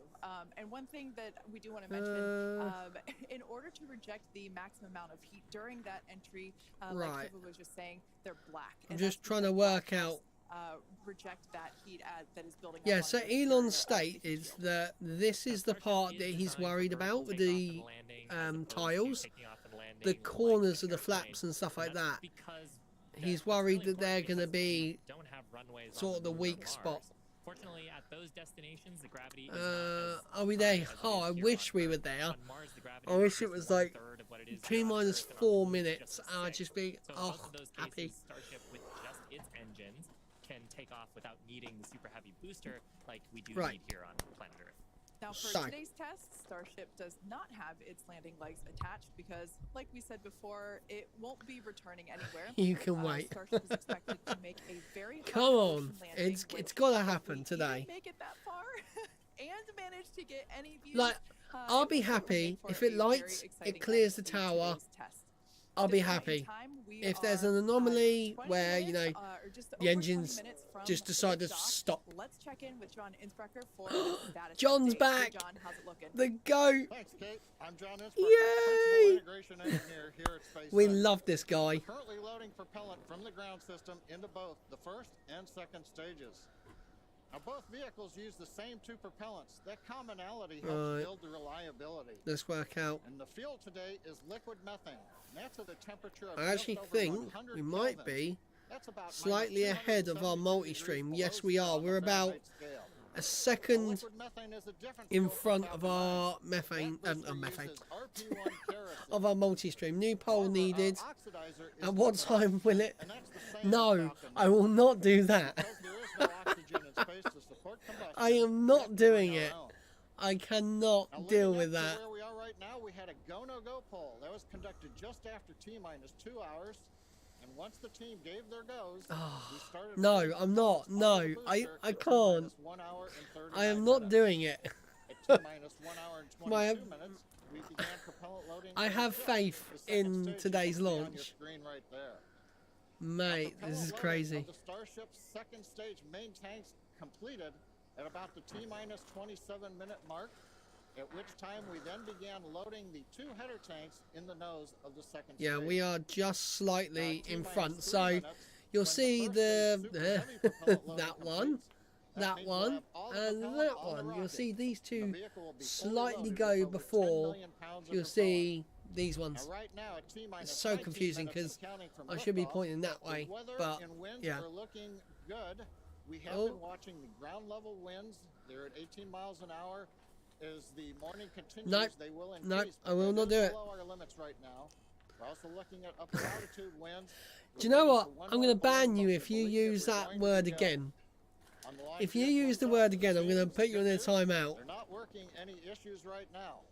But if for some reason we do not make our test flight today, if we have to hold, We have a backup launch window. Right, SpaceX saying when it would be. It could be 24 or 48 hours after today. It'll depend on how far we get into the countdown. But right now, SpaceX have just said that they're going down for Raptor Chill. Universal time. So everything is looking good. Awesome news. Now, in order to make life multi-planetary, we need a fully reusable vehicle that's really carrying a huge amount of cargo and a lot of people to orbit and have a pretty quick turnaround. The idea is to effectively reuse launch vehicles just like airplanes. You guys, yeah, I can't. I love how it ain't me. You rarely go anywhere, and for most of us, it would be completely unaffordable. No, we don't talk that word. No, we don't. To Mars and back with lots of people, lots of cargo, multiple times. Dude, we are getting so close. Oh, look at that. It's going to be mad to actually witness this bit. Like, that's going to be crazy to actually see the rocket just casually being caught out of midair by these giant metal arms or chopsticks. Once fully operational, it'll deliver the full-size I love it. Of our Starlink satellites, and that's super exciting because our next generation satellites represent a step forward in Starlink's capabilities. Yes, fingers crossed, Michael. Yes, definitely. Hopefully, you know, 420 is Elon's number. It makes headlines, so you know. About how we got to where we are today. Now, Starship's testing ramped up in July of 2019 with our Starhopper prototype, sort of a short. Look at that hopper. There's a great photo the OG, the absolute OG. Single Raptor engine, and we had it to test fly. What was it? 50 meters it went to. Oh my God! One of their batteries. One of NSF's cameras have gone down. Actually, two of them have gone down. One's completely gone, and one needs charging. 100 meters, that's it. Yes, 412. I can't believe it. I booked this day off work just because I thought, you know, they're going to try it. If this thing is going up and flying for a bit, then come down again. Why are we watching? It's not going to just do that, mine. It's doing a full, well, almost a full trip around the Earth. It's doing what is technically as a... Oh, look at that. Sorry, I just... Is that SN8 or is that SN15? That's 15. The SN8 prototype rose to oh no, that is SN8. 12.5 kilometers or 7.8 miles and conducted a belly flop, look at it. You see there. I remember when they put the... Oh, look at this. Didn't stick the landing. The test was a... You watch the green flame come out. There you go, the green. That is just the copper of all the engine just dying. That unfortunately failed landing. Yeah, bang! Look at the CIPVs going flying. Unscheduled disassembly, but learned a lot of data. Now the testing continued on to prototype serial number 9. Oh yeah, the flume is gonna be absolutely crazy. Like that is 3 Raptors. That's 33. There's gonna be 30 more than that. Like it's gonna be crazy. I'm sorry to all the people watching my little broski. Unfortunately, we had a dramatic end on this flight as well. Oh, the Beamer's at it again, is he? Yes, guys. My father is using my brother's account. So, SN9. Just look at like. Look at the actual pad. Yeah. Is it gonna come? Come back here. No. Okay, it's not gonna show. Ultimately, we performed 9 Starship look at high that. altitude test flights in total, and then as you see on the screen there, in May of 2021, SN15 launched from Starbase. Look at that! They just dropped down the legs. 10 kilometers, performed a number of maneuvers, and safely returned to the launch site. Look at that! This was the first Starship prototype to fly, control its descent, safely land, and be recovered in one piece. Mental. Absolutely mental. Now, having achieved those successes in our suborbital campaign, one of the next big challenges I love you too. I just keep saying when it comes to reusability and surviving the hypersonic, really innocent. Really, you innocent. There's no chance you're innocent. To refill Starship Starship's tank with propellants. The fuel there's a reason why I am like I am. Take after my father. A fully reusable transportation system that's designed to carry both crew and cargo on long duration. I love these live flights drone shots. They're so cool. Moon, travel to Mars and beyond in our solar system. I'm trying to think where the hell just the person is. Our path of progress. Yeah, exactly. I got you on that one. On each vehicle, and that iterative process is a core part of how we work here at Spacex. Right, I'm going to quickly. We like to test early and often. Public it's not on fire. In our case, and that's both for hardware and software. And while it doesn't always go as expected, we learn so much from it, and it informs our next attempt. Yeah, we learn a lot from actually putting the vehicle through flight-like tests. Even the test on Monday gave us an opportunity to learn more about the vehicle into today's launch attempt. And I can't. Looking really good. Now, we are continuing into our countdown. We're about T-minus 12 minutes to go. I think it's a perfect time for another check-in with John Insparker. How's it going, John? Hey, John. The good news he is the GOAT. The nets are quiet. The teams are currently working. No significant launch vehicle issues. You can see the T-clock there on your screen. What's this, 10 seconds and counting. Propellant loading is continuing on both the Super Heavy I and did. the tip stages. You can see the graphic on the I did left-hand not side of the cry. screen. Most That is a recently, complete we began lie. loading liquid oxygen and liquid methane fuel into the header tanks I of had Starship. I had something in my Two small eye, is tanks what it just was. underneath the nose of the second stage. Oh man. That started at T-minus 27 minutes. That'll be wrapping up at about T-minus. That will be wrapping up about T-minus 9 minutes. That's quite funny actually, because I spent another. Main fuel and lost tanks are Nah. flight Oh, right believe now. me, I've had a lot worse from these First stage booster two. propellant loading is continuing. That'll go till about I spent T-minus 16. 3 minutes. I spent 69 We're quid underway with yesterday. engine chill as we So- get ready for T0. Right. And we're also configuring the launch pad for liftoff. The booster hold downs have been unlatched. They'll be ready Ooh. to retract at liftoff. And the second stage quick disconnect is beginning Mate, configuration if for this. release. The methane and liquid oxygen propellants currently bound to the second stage go through that quick disconnect. Definitely It's a arm spent. that reaches out from the tower to the base of the second It's stage. not the right time of the month. SpaceX team continues to check in with the Coast Guard. Good news is we've not heard any reports of boats in the safety perimeter. Oh, that's as good. The launch vehicle heads out over the Gulf of Mexico. So right now, T-minus 10 minutes, 40 seconds, and counting. Everything continues to go well for an on-time launch. Oh, Today's test flight I'm is getting too taking place excited. out of our Starbase facility in South Texas, and that test site has gone through a huge amount of development over the last couple of years. One thing I want to point out, this is a great. yeah, view this from is our drone. definitely Not only can normal we see family the behavior. pad, but in the fog, kind of in the distance, If in it the wasn't background like this, to the I'd be left of the worried. pad, you can actually see This our is production facility, this is the Wilson is way. the other part of Let's just Starbase say in that. addition to the launch pad. Of course, as part of rapidly iterating with our test program, we're also rapidly Man, iterating on our production I'm getting system too excited. to produce Starships and Super Heavies. Last year, But I the think I'm going to Starbase put my team produced 4 headphone Starship extension Super on Heavy boosters and 5 so I can Starships, stand up. along with their 200th Raptor 2 engine. They're only scaling up from there, Kate. Right. Yeah, it's incredible to think that for 2023, production has 5 boosters and 8 Yeah, Starships we going. always So, muck her out it's like this. This incredible, is, and it's important to have that system. you know, built, it's like the in family basically banter sort of the stuff. manufacturing line so that we have product ready to go as soon as we're Speaking done, about family banter, with this test. I wonder what Yeah, Richard's exactly. doing right And now. ultimately, I mean, Probably he talked peeling about some how spuds. Starship is an order of magnitude more propellant, payload to orbit.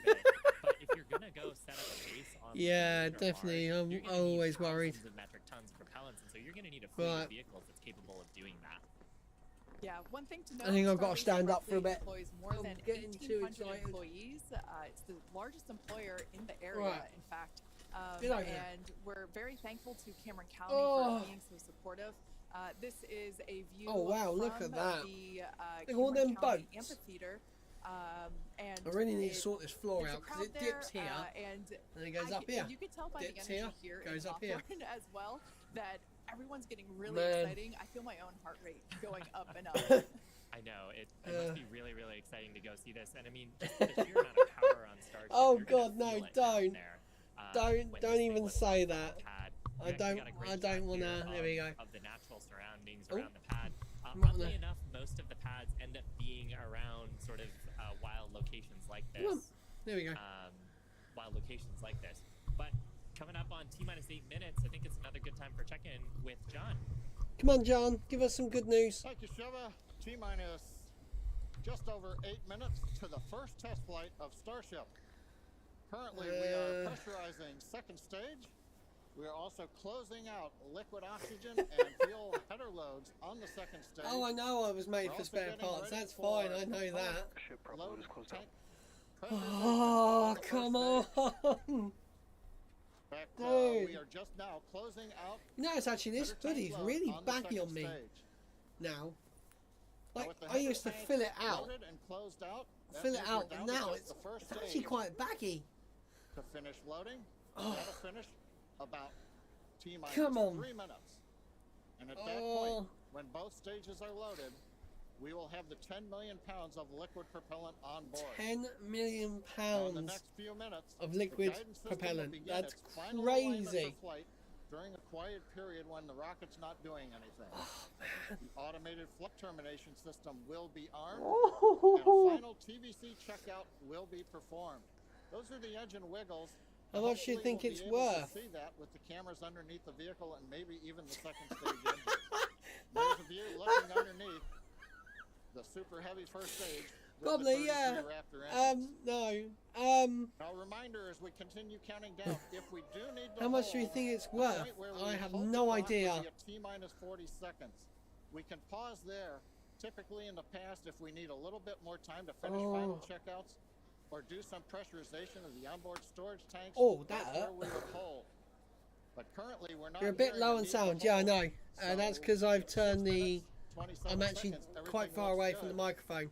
What we're going to do, we're going to turn it up. There we go. Right, that should be better. There we go. I can see it's getting back up now. But I will turn it back down when we get to T-minus 1 minute. Oh my days, guys. If I can actually shake the. I'm jumping up and down. Oh yeah, it is shaking the camera. At T-minus 6 seconds. Yeah, and the ignition sequence is a little bit different. Funny. Timing and also the ignition method. So I love it. Look at that. Called T-tab. It's a oh, okay. The NASA spaceflight have put on Spacex stream. Oh, they're quite far behind. But actually, on Starship, we use electrical ignition systems. Many of those are integrated on the ground here, and the electrical ignition. My legs are killing me. 6 seconds, and, then over and it's actually making my green screen go a bit funny. Ignite, look, I'm going to stand in the corner. The booster up to there you go. Greater than 1, and I'm in the corner. This way to the portal, like please. Said, come to the portal. From our Falcon 9 launches, everybody to the portal. Come on. If only we could run up to it and jump into the portal, and then next minute we're there. Oh, that's good.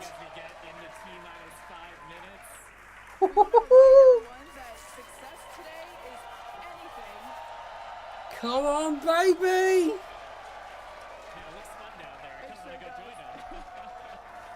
What? We're just. For today, success is anything that we learn that helps improve the future builds of Starship. If we lift off and clear the pad, work something out the way. A great shot of the pad there.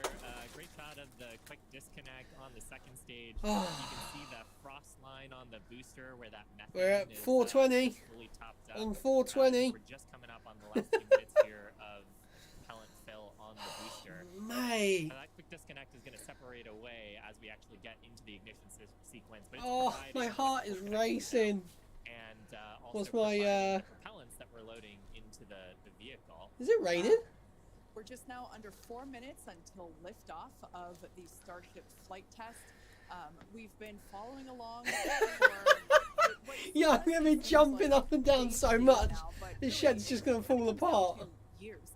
It has been a long time. Actually, I do remember that the focus doesn't really like me going too far back.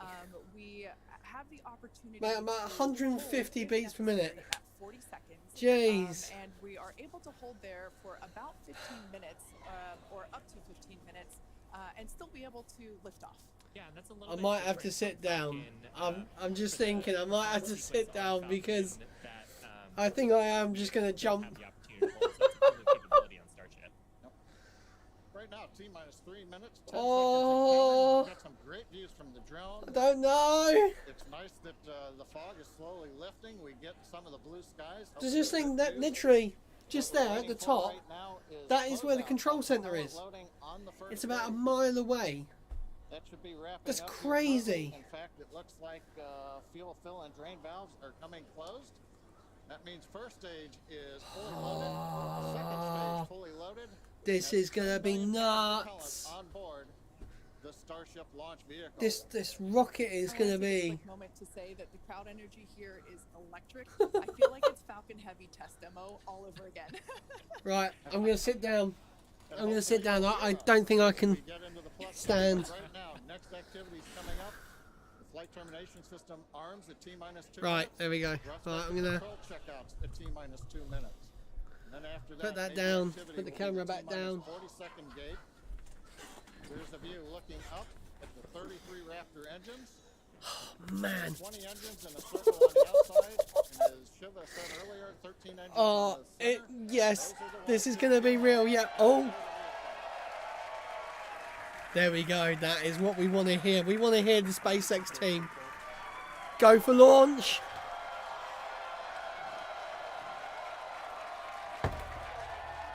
Right, I've drunk all my drink. Oh, that was the TVC wiggles. Okay. Love this view. These are the 33 Raptor engines. Mate, my heart is racing. I think we can see those wiggles now. Oh, look at that. We're currently inside 90 seconds. Next major activity, T-minus 40 seconds. 180. That is a gate or decision point. We're waiting. Possibility the propulsion team may need a few minutes. Flight termination system is armed for flight. We're getting ready for T-minus 1 minute and counting. Oh my God, I remember that. Here we go. Right, I'm going to end the poll right now. And I'm going to add a new one. Next, we'll see as we get past T-minus 40 seconds for final checks of the vehicle.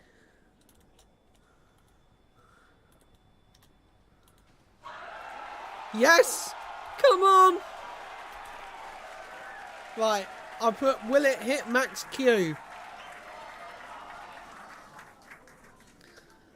Get your things in. Oh. Why has everyone gone quiet? Oh. Okay, you can see the clock. What? Is recycled. Oh. No. Director cycling. For the moment, we'll see where they move the clock back to. They could hold at T-minus 40 seconds. They could go to an okay, so we're in a hold. A minute to listen into the nets, and we'll see if we can Mate, get more my heart is racing. I can't. Oh God! I turn my microphone down. I can't do this again. Please. So they could go back to T-minus 40. They could go back to T-minus 40. So they hold for a second. Come on, please. Please, please, please, please, please. They do have 62. No, shut up. Don't you dare. I'm going to ban you the next time you even mention it. Count, okay. Oh, mate. It's just a hold, so that's fine. A hold is absolutely fine. They have 62 minutes. Well, they have now 60 minutes into this launch window.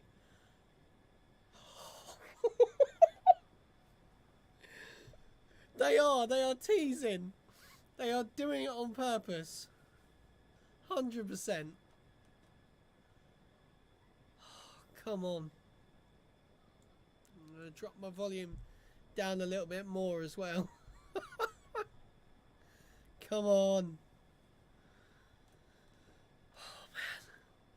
My heart is racing.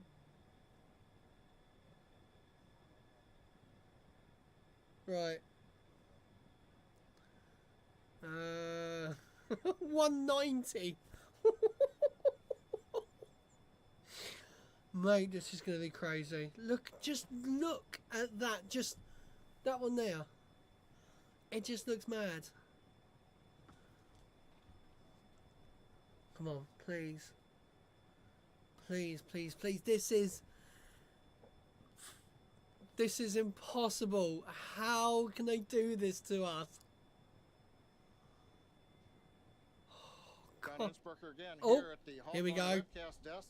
We're holding a T-minus 40 seconds. What we've heard so far is we have a couple of issues we're working. One is the booster tank pressurization. Final pressurization was just a little bit long. That's not unusual. We've held at T-minus 40 seconds before to pressurize. That appears to have been resolved. At the same time on the second stage, they're working some final purging. We should know very shortly if that is cleared and if we'll continue the countdown. Oh, they got claps, they got claps. Everyone, especially that person, is excited to keep going. Like John said, we should know shortly if we are able to literally continue. My chest. But as we I mentioned feel like before, we are able to hold of my chest. up to 15 minutes and still be able to lift off today. So yeah, on Falcon 9 it's a little bit different. Once we start propellant loading, we pretty much have to go at the targeted time. Otherwise, the propellants can warm up, and we may not have the performance for that particular mission profile. It's a little bit different on Starship. If I can interrupt. Yeah. It looks like they're clearing all the flags, and we're going to release at T-minus 40 seconds. That is amazing news. Amazing. Yes. Team working quickly through their issues on first and second stages. They're going I'm sure all of the rehearsals and simulations that they've been doing have prepared them to evaluate this data quickly to try to get us in for today's launch attempt. I'm For those of you just joining, we have so a excited. brief hold at the T-minus 40 second mark. I can feel my the team is resolving one issue with the fleet purge on the Stage 2 Raptors. Like John just said, the teams are quickly working that, and it looks like the flags are being cleared as we speak.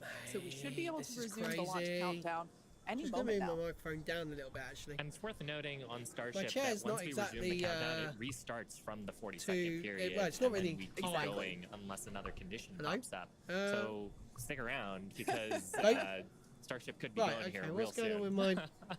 There we go. Don't walk away. Is my audio fine, guys? Because amazing my sliders just completely Starbase, disappeared. Texas.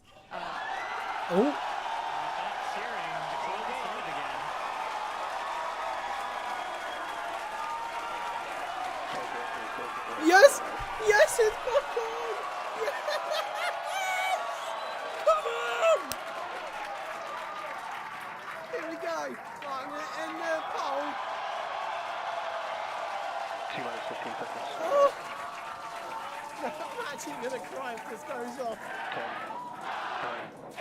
9, 8, 7, 6. No! It's going! Yes!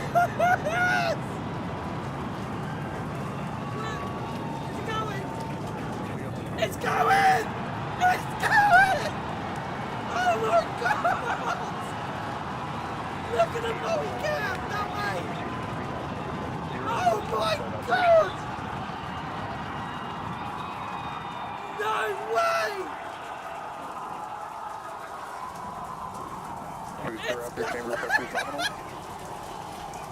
Oh my God! Look at it! Test flight of the inaugural Starship vehicle. Tower cleared, we're into pitch over. Propulsion reports first stage engines nominal. What a sight from the ground cameras at Starbase. We're flying at twice the thrust of the Saturn V heading to space. Look at it! Acquisition of signal, surface proceed. We're throttled down and throttled back up. Going through the period of maximum aerodynamic pressure. Oh! It's lost a few engines. As the velocity increases, the density of the atmosphere is decreasing. Max Q. Let's listening. Stress on the vehicle. The call out. Max Q now. 7. He's got 7 engines.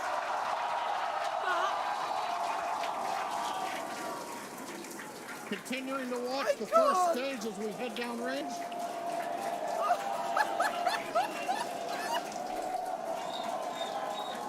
Dude, look at 100 it. seconds into flight. It's going. Our next major activity is going to be shutdown of the first stage. The Houston tracking station now acquiring the vehicle. Don't worry about work tomorrow. With shutdown, we will get separation of Starship and Super Heavy and ignition of the Starship engines. When Starship separates, we light up 6 engines in a staggered sequence. And if all goes well, those 6 engines will burn for almost 6.5 minutes. Oh my God, look at that! Starship.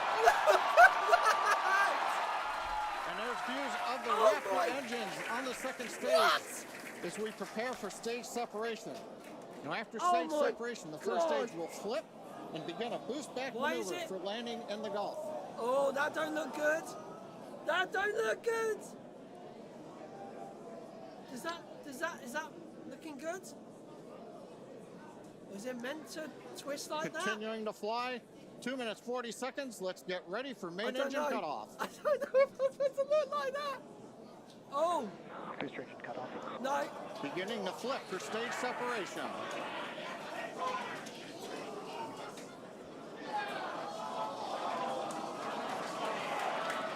I'm so confused. I'm confused. Is it spinning? Is it spinning around? I'm so confused. I think it's like doing a... I'm confused. As of right now, we are awaiting stage separation. I'm really confused. Where Starship should separate from that doesn't look good. It looks like it's just tumbling. It looks like it's just going like this. Kate, right now it looks like we saw the start of the flip, but obviously we're seeing from the ground cameras the entire Starship stack continuing to rotate. We should have had separation by now. Obviously, this does not appear to be a nominal situation. Are we going to say it does appear to be spinning, but I do want to remind everyone that everything after clearing the tower was icing on the cake. Explosion! Mate, that was awesome!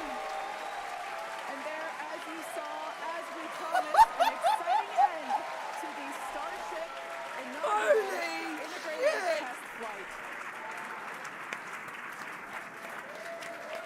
Well done, SpaceX! That was mad!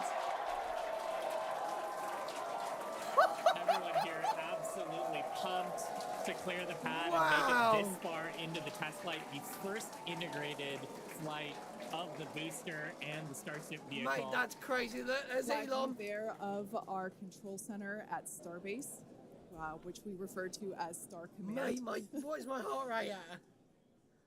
As we said before, obviously we wanted to make it all the way through, but to get this far, honestly, is amazing. Dude, that was mental. If you're just joining us, Starship just experienced what we call a rapid unscheduled disassembly. There you go, we had a rud during ascent.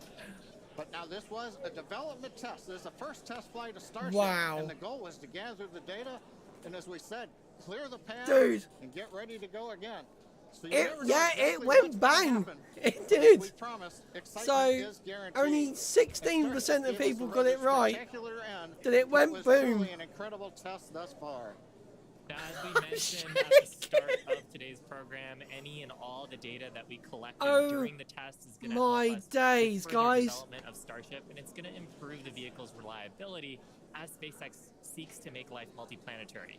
It's really worth noting that the flight path was designed to be over water and all the air and sea space, along with the flight path and the surrounding areas we cleared in advance of the test. And of course, we're going to be coordinating with local authorities for the recovery operations. But honestly, look, the cameras down there. You know, some of them are just paused. So this one here obviously got blasted.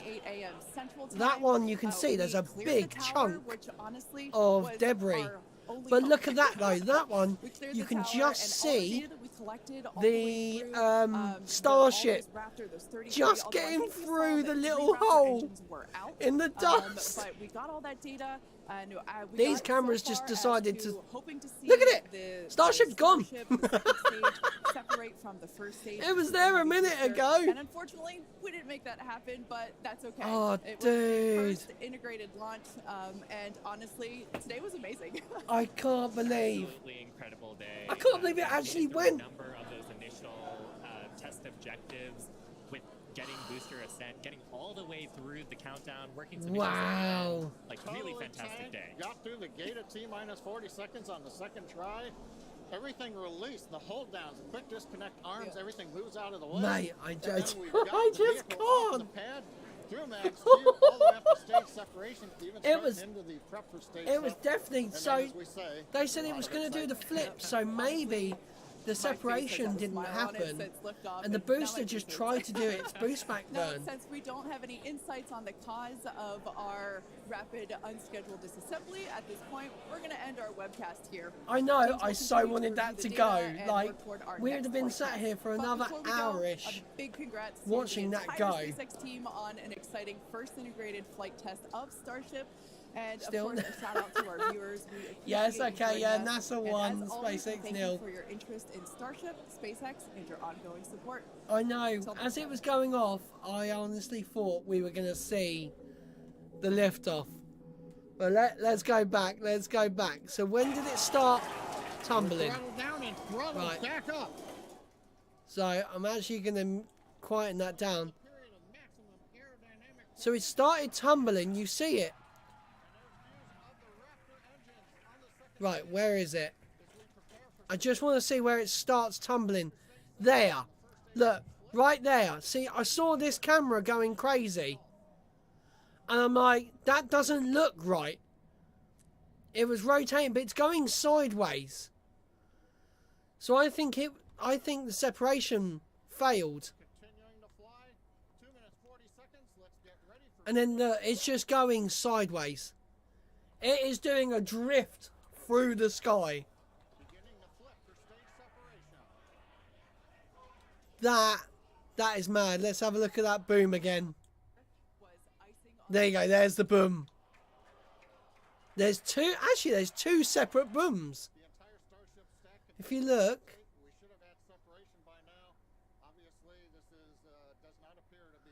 So I think the booster blows up first. So the booster's at the bottom. Starship at the top. Booster at the side. There you go. So I think that was either STF, which is Flight Termination System.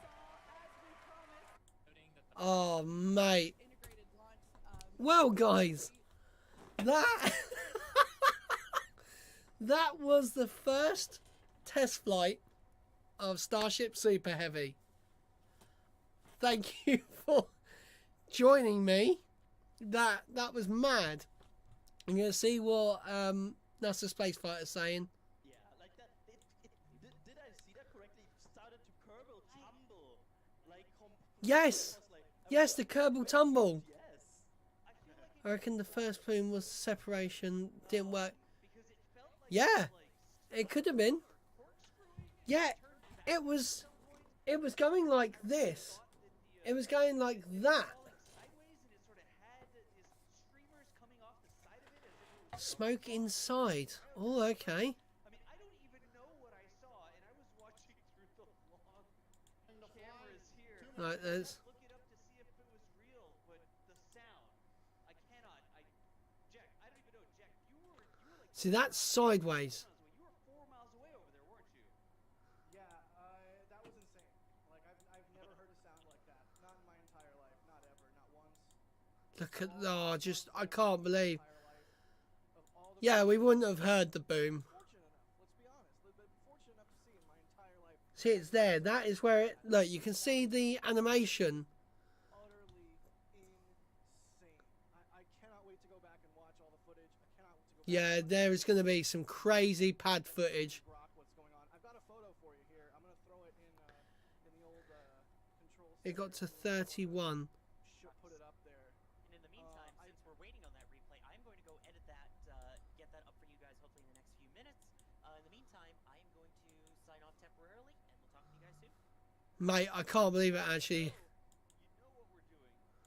We have all the different things. Oh, yeah, you can see that. You can tell it's tumbling because you can see the sun.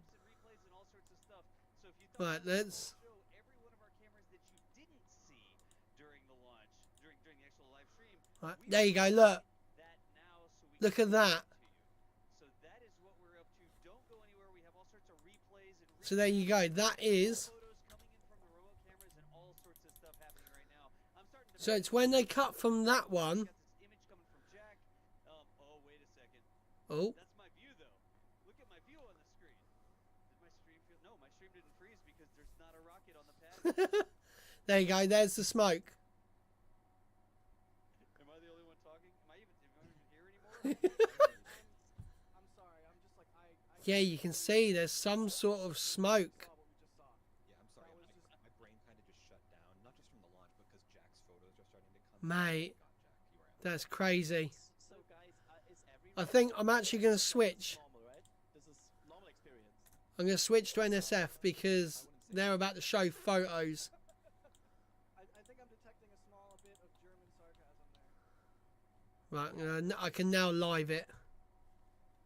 So we're going to go... Tweets linked up in chat here for people that want to see these stills and stuff like that happening. I cannot believe that thing. I don't know what to call it other than that thing. Right, let's go back to this one. Don't forget to subscribe, everyone. Oh, wow. Finally happened. We've taken our Look, the camera has been absolutely... Oh, no, it's not. Okay. It's disappeared. But, yeah, And my brain just shut down right at engine ignition because I was thinking, okay, engine's ignited. They're yeah, I think the... some issue, and they didn't shut down, and they kept going and kept going. We lost Yeah. sight of it for a few seconds because of the dust cloud at liftoff. But my brain was like, Oh, okay, mate. is it? And then all of a sudden you see it come out of the South Beach camp, pitching off the pad. I'm like, oh my god, it's like the Saturn V pitching away. It was phenomenal. That was mad. Do you know what? I didn't even look at the plume. Jeez. Okay, right. Let me...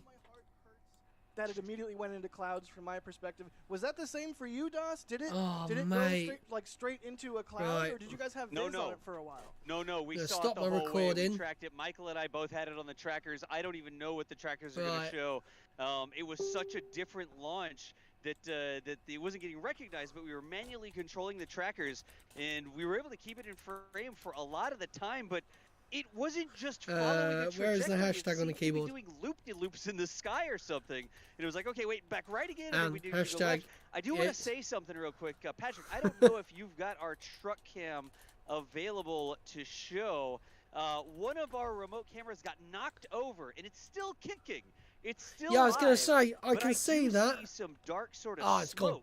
smoke emanating from the direction of the launch site here and blowing over the remote camera area. Look at all the stuff that's been blown Oh, yeah, wow. over. All the remote camera launch. Look at this. Oh, wow. Wow. This immediately makes me All question. on their side.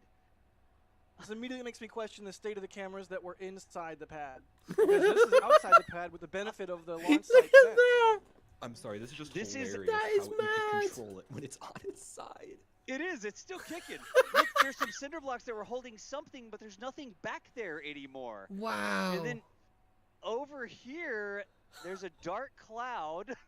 I don't know if we're seeing this right now. We are. What we are seeing is... this camera that's fallen over and is looking at the ground.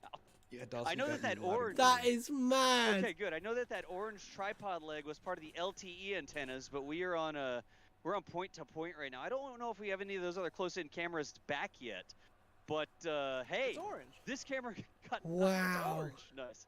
It got knocked over and it's still alive. I'll Look at- take it. I love Somebody it. else talk. I'm crazy. Oh, that's so I- funny. I can't. There is I definitely a can't even. fire It of some worked. sort It there. launched. It didn't nuke the pad. It didn't do a pad What is on fallback. fire? It shot I'm- up into the air. And I mean, I'm looking at them. What loop-de-loops? Like I'm this one here. And watch you guys' footage. I can't stop wait to see switching. What? But there is one the of the pictures, cameras. There's gonna be probably remote video coming in.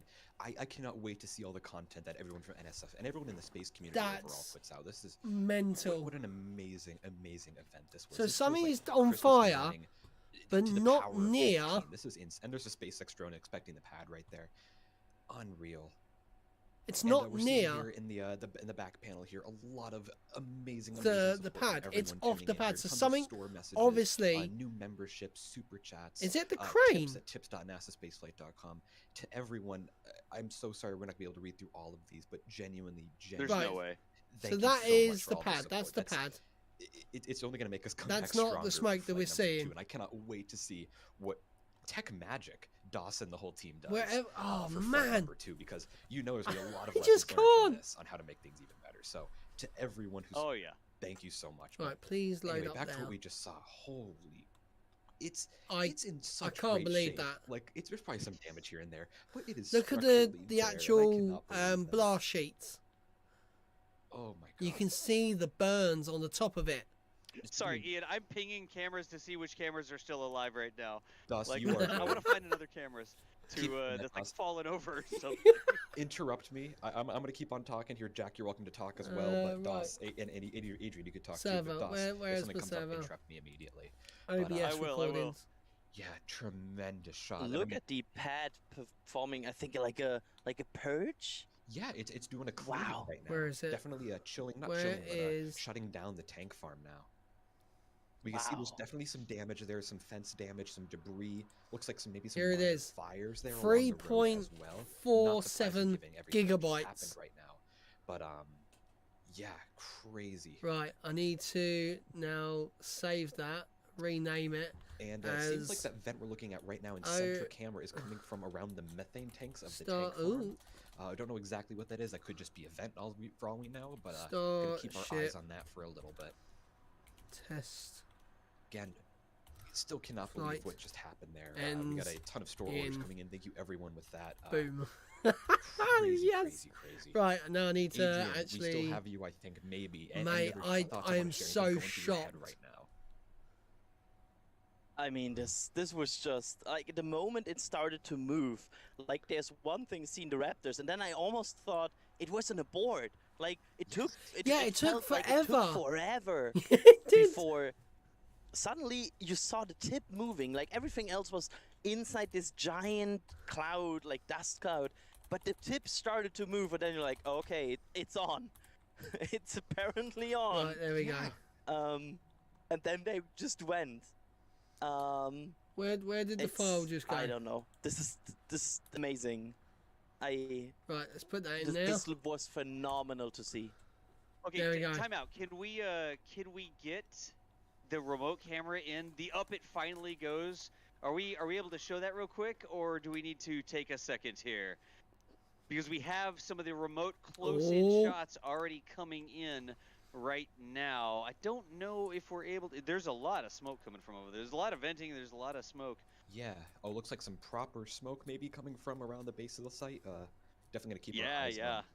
I was gonna say that looks like proper smoke. Surprising. This is the first test, the first all-up test of this launch site as well. So if that's there's some damage in there, not surprising. I just love how this multi-shot here. Without any doubt, over the you can just see there is a big bit of concrete.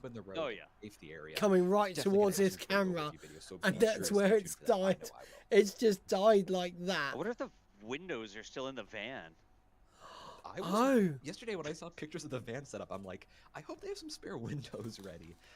Wow. Yeesh. Yeah, because literally there are. You can clearly see some of the fence has been taken down. I'm still physically shaking. I can't believe that happened. This is really like. Mate, my heart rate's still not gone down. The maiden flight of a huge vehicle. This is basically the Saturn V. I'm at 150 of our generation right now. That and SLS. And speaking of Saturn V, of course, the record has now been broken. The most capable, the highest thrust, right, the tallest, the most massive launch vehicle ever. Yep. All those records have now been broken by Starship and Super Heavy today. Right, I'm going to quickly get... Oh, hello. Oh, I've frozen it. I've done too many things at once. And crazy amounts of data have been gathered for the team. Of course, obviously this was not the perfect outcome, but I'm gonna chuck that over there. This is going to be so much data, so much information for the team to pour through. I need to quickly just get this video set up to be even better. Who on the NSF team is glad they didn't go to Hawaii and came here instead? I can't talk. I can't talk at all. I mean, it has so probably less this is a success but in terms of proof of concept that, you know, they can launch it. Wow. There was just... Yeah, I'm not getting any of the cameras on the van right now. I can talk to the brain of the van. I can talk to the router. I was going to say... Right now. I mean, I'll update everybody. We're interested in this. I just want to go... None of the cameras on the roof of the van the Padre. are still up. And the one camera that got knocked over, I wonder if we could roll that enough that it could roll so it can see the launch site. I don't know if that's a thing. It's right, come on. Don't give us an advert. Come on. So yeah, I would say this is definitely a... That would be hilarious. But man. Like, people saying ripped all the cameras. So... Oh, come on. We got some shots there of the tank. Oh, wow. That's a good one. Venting down. Oh, no. Oh. What's up? Hang on. I'll talk in just a second. Copy that, DOS. Oh, man, what is it with all these adverts? Everything is being vented down, not chilling everything, cooling everything down, spooling things down, getting the site safe. But still, look at that. There's obviously... Oh, look at that. Tower, base of the launch mount. Wow. Tremendous outcome right there. Look at... Wow, look at the debris. Oh. A ton of support here, so thank you to everyone grabbing some of our new metal prints. My God! Actually, as a matter of fact, we have some shirts. Of course, we have the patches and stickers are being sold at a crazy rate. So thank you to everyone for that. We have some crazy super chats here from Rage with $420. Thank you so much for that, Ray. That means an immense amount of support to us. And that's gonna, like I said, it's gonna go towards holy better for flight number cow. So thank you so much for that, Ray, and of course everyone else for your support. All right, you're gonna see a bit of window I've got here. A status update on the windows in the van. I see 2 of the. Yep, you can see the smashed. Right now, I don't know if the production team wants to show this shot or not. It looks like our point-to-point. I don't know if that's just a perspective thing or what. But the solar panels there on top of the van, and then the 2 windows are still there on this side. But the back window looks like it may not be there. Oh, wow. I'm not sure if y'all are getting a signal from that or not. But anyways, I'm really curious. Right, guys, are you receiving me fine? YouTube's telling me it's not receiving enough video. Still crazy. Oh, and there's a shot. Oh, never mind. It's gone. Right, okay. Let me see if I can... Of course, hope everybody's cameras out there are safe, but I don't know how much that hoping is going to do there. Yeah, I don't know what good hoping is going to do. Right, let's have a look at these pad shots. I don't think that much. I don't think it's going to do that much. Wow! Look at that! Oh, but man, anyone else in here have any thoughts, anything going through your head? Adrian, Jack, Doss, anything at all that's been processed, or at least trying to process? Atmosphere, Ian. Like, the atmosphere was so cool. You could see everybody sitting on their balconies and on their and everything. And I also want to show they lost definitely here because we have something 6 engines. I was close. I said 7. Store in the metal print section by Mr. Nick Ansuini, which is a metal print of the launch. Yes. What's that? A metal print. Oh, nice! Here you go. It's now available at shop.nasaspaceflight.com. Fresh. I might have to buy it. From one of his. See, right now it would be. Where would it be by now? You never forget this day. I'm trying to think. With T plus 30. So it'd have been sort of over South Africa by now. Amazing quality. I have one, I believe, of ship 24. There's a fire just inside the pad. Man, that picture on my wall is going to hit a little bit harder when I. Yes, definitely new screen system wallpaper, 100%. My phone, my watch, everything is getting Starship. Tremendous way to support and make streams. Oh, that's what Elon had at Control Center.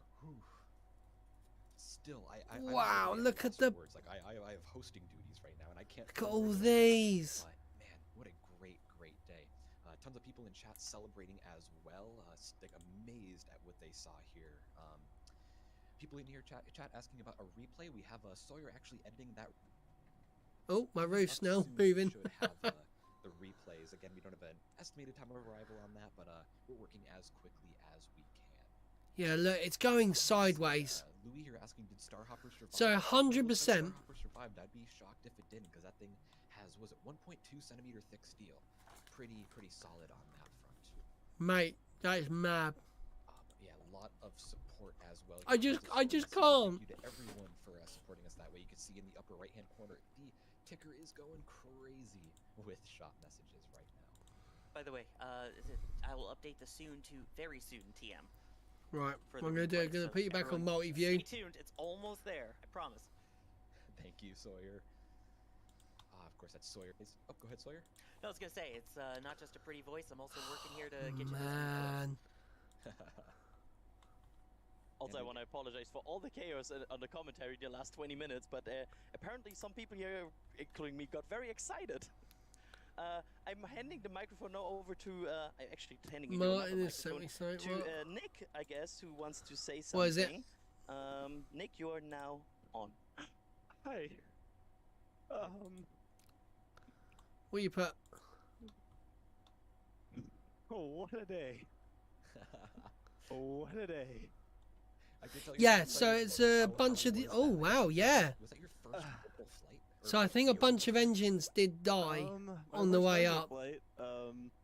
It's like a hydraulic. Do you know what they were saying about? They were working on the hydraulic system last night. The biggest roller coaster of emotions. So maybe it just was the hydraulic system. So worth it, and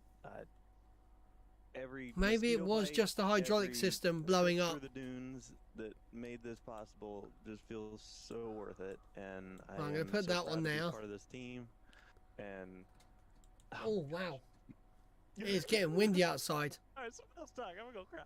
No, Nick totally understands. There you go. So you can see just here how many engines. That was amazing, and I'm so glad that you got to see something like that. Because thank you, Nick. You've been putting in. And you say look at your Twitter, but you sent it to me on on thingy on. all of that. You've done so much, and I hope that it paid off because. I was gonna say, wow. I think I counted 3 in there. I'm so glad that you got to see that. Of course, Mary as well. I'm sure she was watching. Jack, Doss, Adrian, everyone. Look at that. Too. I mean, great day. Look at that. From Elon Musk on Twitter. Congrats, SpaceX team, on an exciting test launch. Learned a lot for the next test launch in a few months. Oh my god, in a few months! I'm sorry, I'm composing myself a little bit better. There was one point where it was kind of just. We were thinking like the end of the year. Legit scared for my safety. looking up at it and be like, I know how big that thing is. It's looking down. Oh wow, look at that. A little Raptor Rich. Like, I just can't. That means now might be a good time to check out the replay. Yeah, Martin, I do. Well, I will be rounding a bit. For itself on the replay. You can hear I'm those, actually going to wrap up my live stream because I want to quickly. My computer just doesn't have enough horsepower to run all this straight. Oh. Here we go, actually. Let's listen to this. Ready, guys? I'm going to turn it up for you. This was engine ignition. Right, so.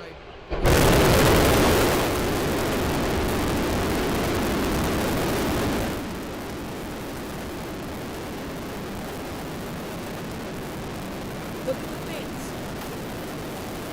Look at the bits flying everywhere!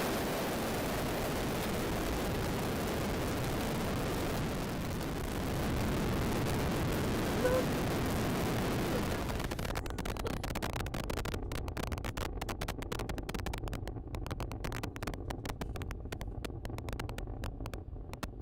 Okay, I need to watch every single bit.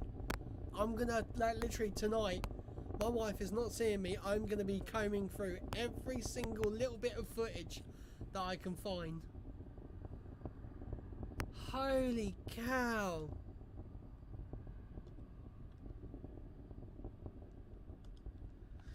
Yes, right, so on that note, let's go to my office. Here we go. So guys, thank you very much for watching. Yeah, that was nuts. Like, that is crazy. So basically, that was a successful launch. It got past max Q. It did lose, as we've now learned, 7 engines, so that's not too bad. That's just a reliability issue which they can work out, and the explosion did look like the hydraulic system. So let me get rid of this because he's talking in mute. So yeah, that with booster 9, booster 9, yeah, booster 9, because booster 8 got scrapped. So booster 9 gets rid of the hydraulic system, which actually they're showing right now on screen. No, we're multi-view. So it's these little square bits on the side. So they are hydraulic power units, and basically they just control the gimbaling of the engines. So they could have had just a issue with that, but booster 9 replaces that for electric gimbaling, so there's no need for it. So potentially that could have been what took out the 3 engines. So yeah, but yeah, thank you very much guys for watching. Don't forget to subscribe, smash that like button because that helps me out a lot. I'm going to be now deep diving this, putting together everyone's videos and trying to make a different every perspective into one video. So yeah, thank you guys for watching. I'm Lee. Fly safe, land safer. See you later. Bye.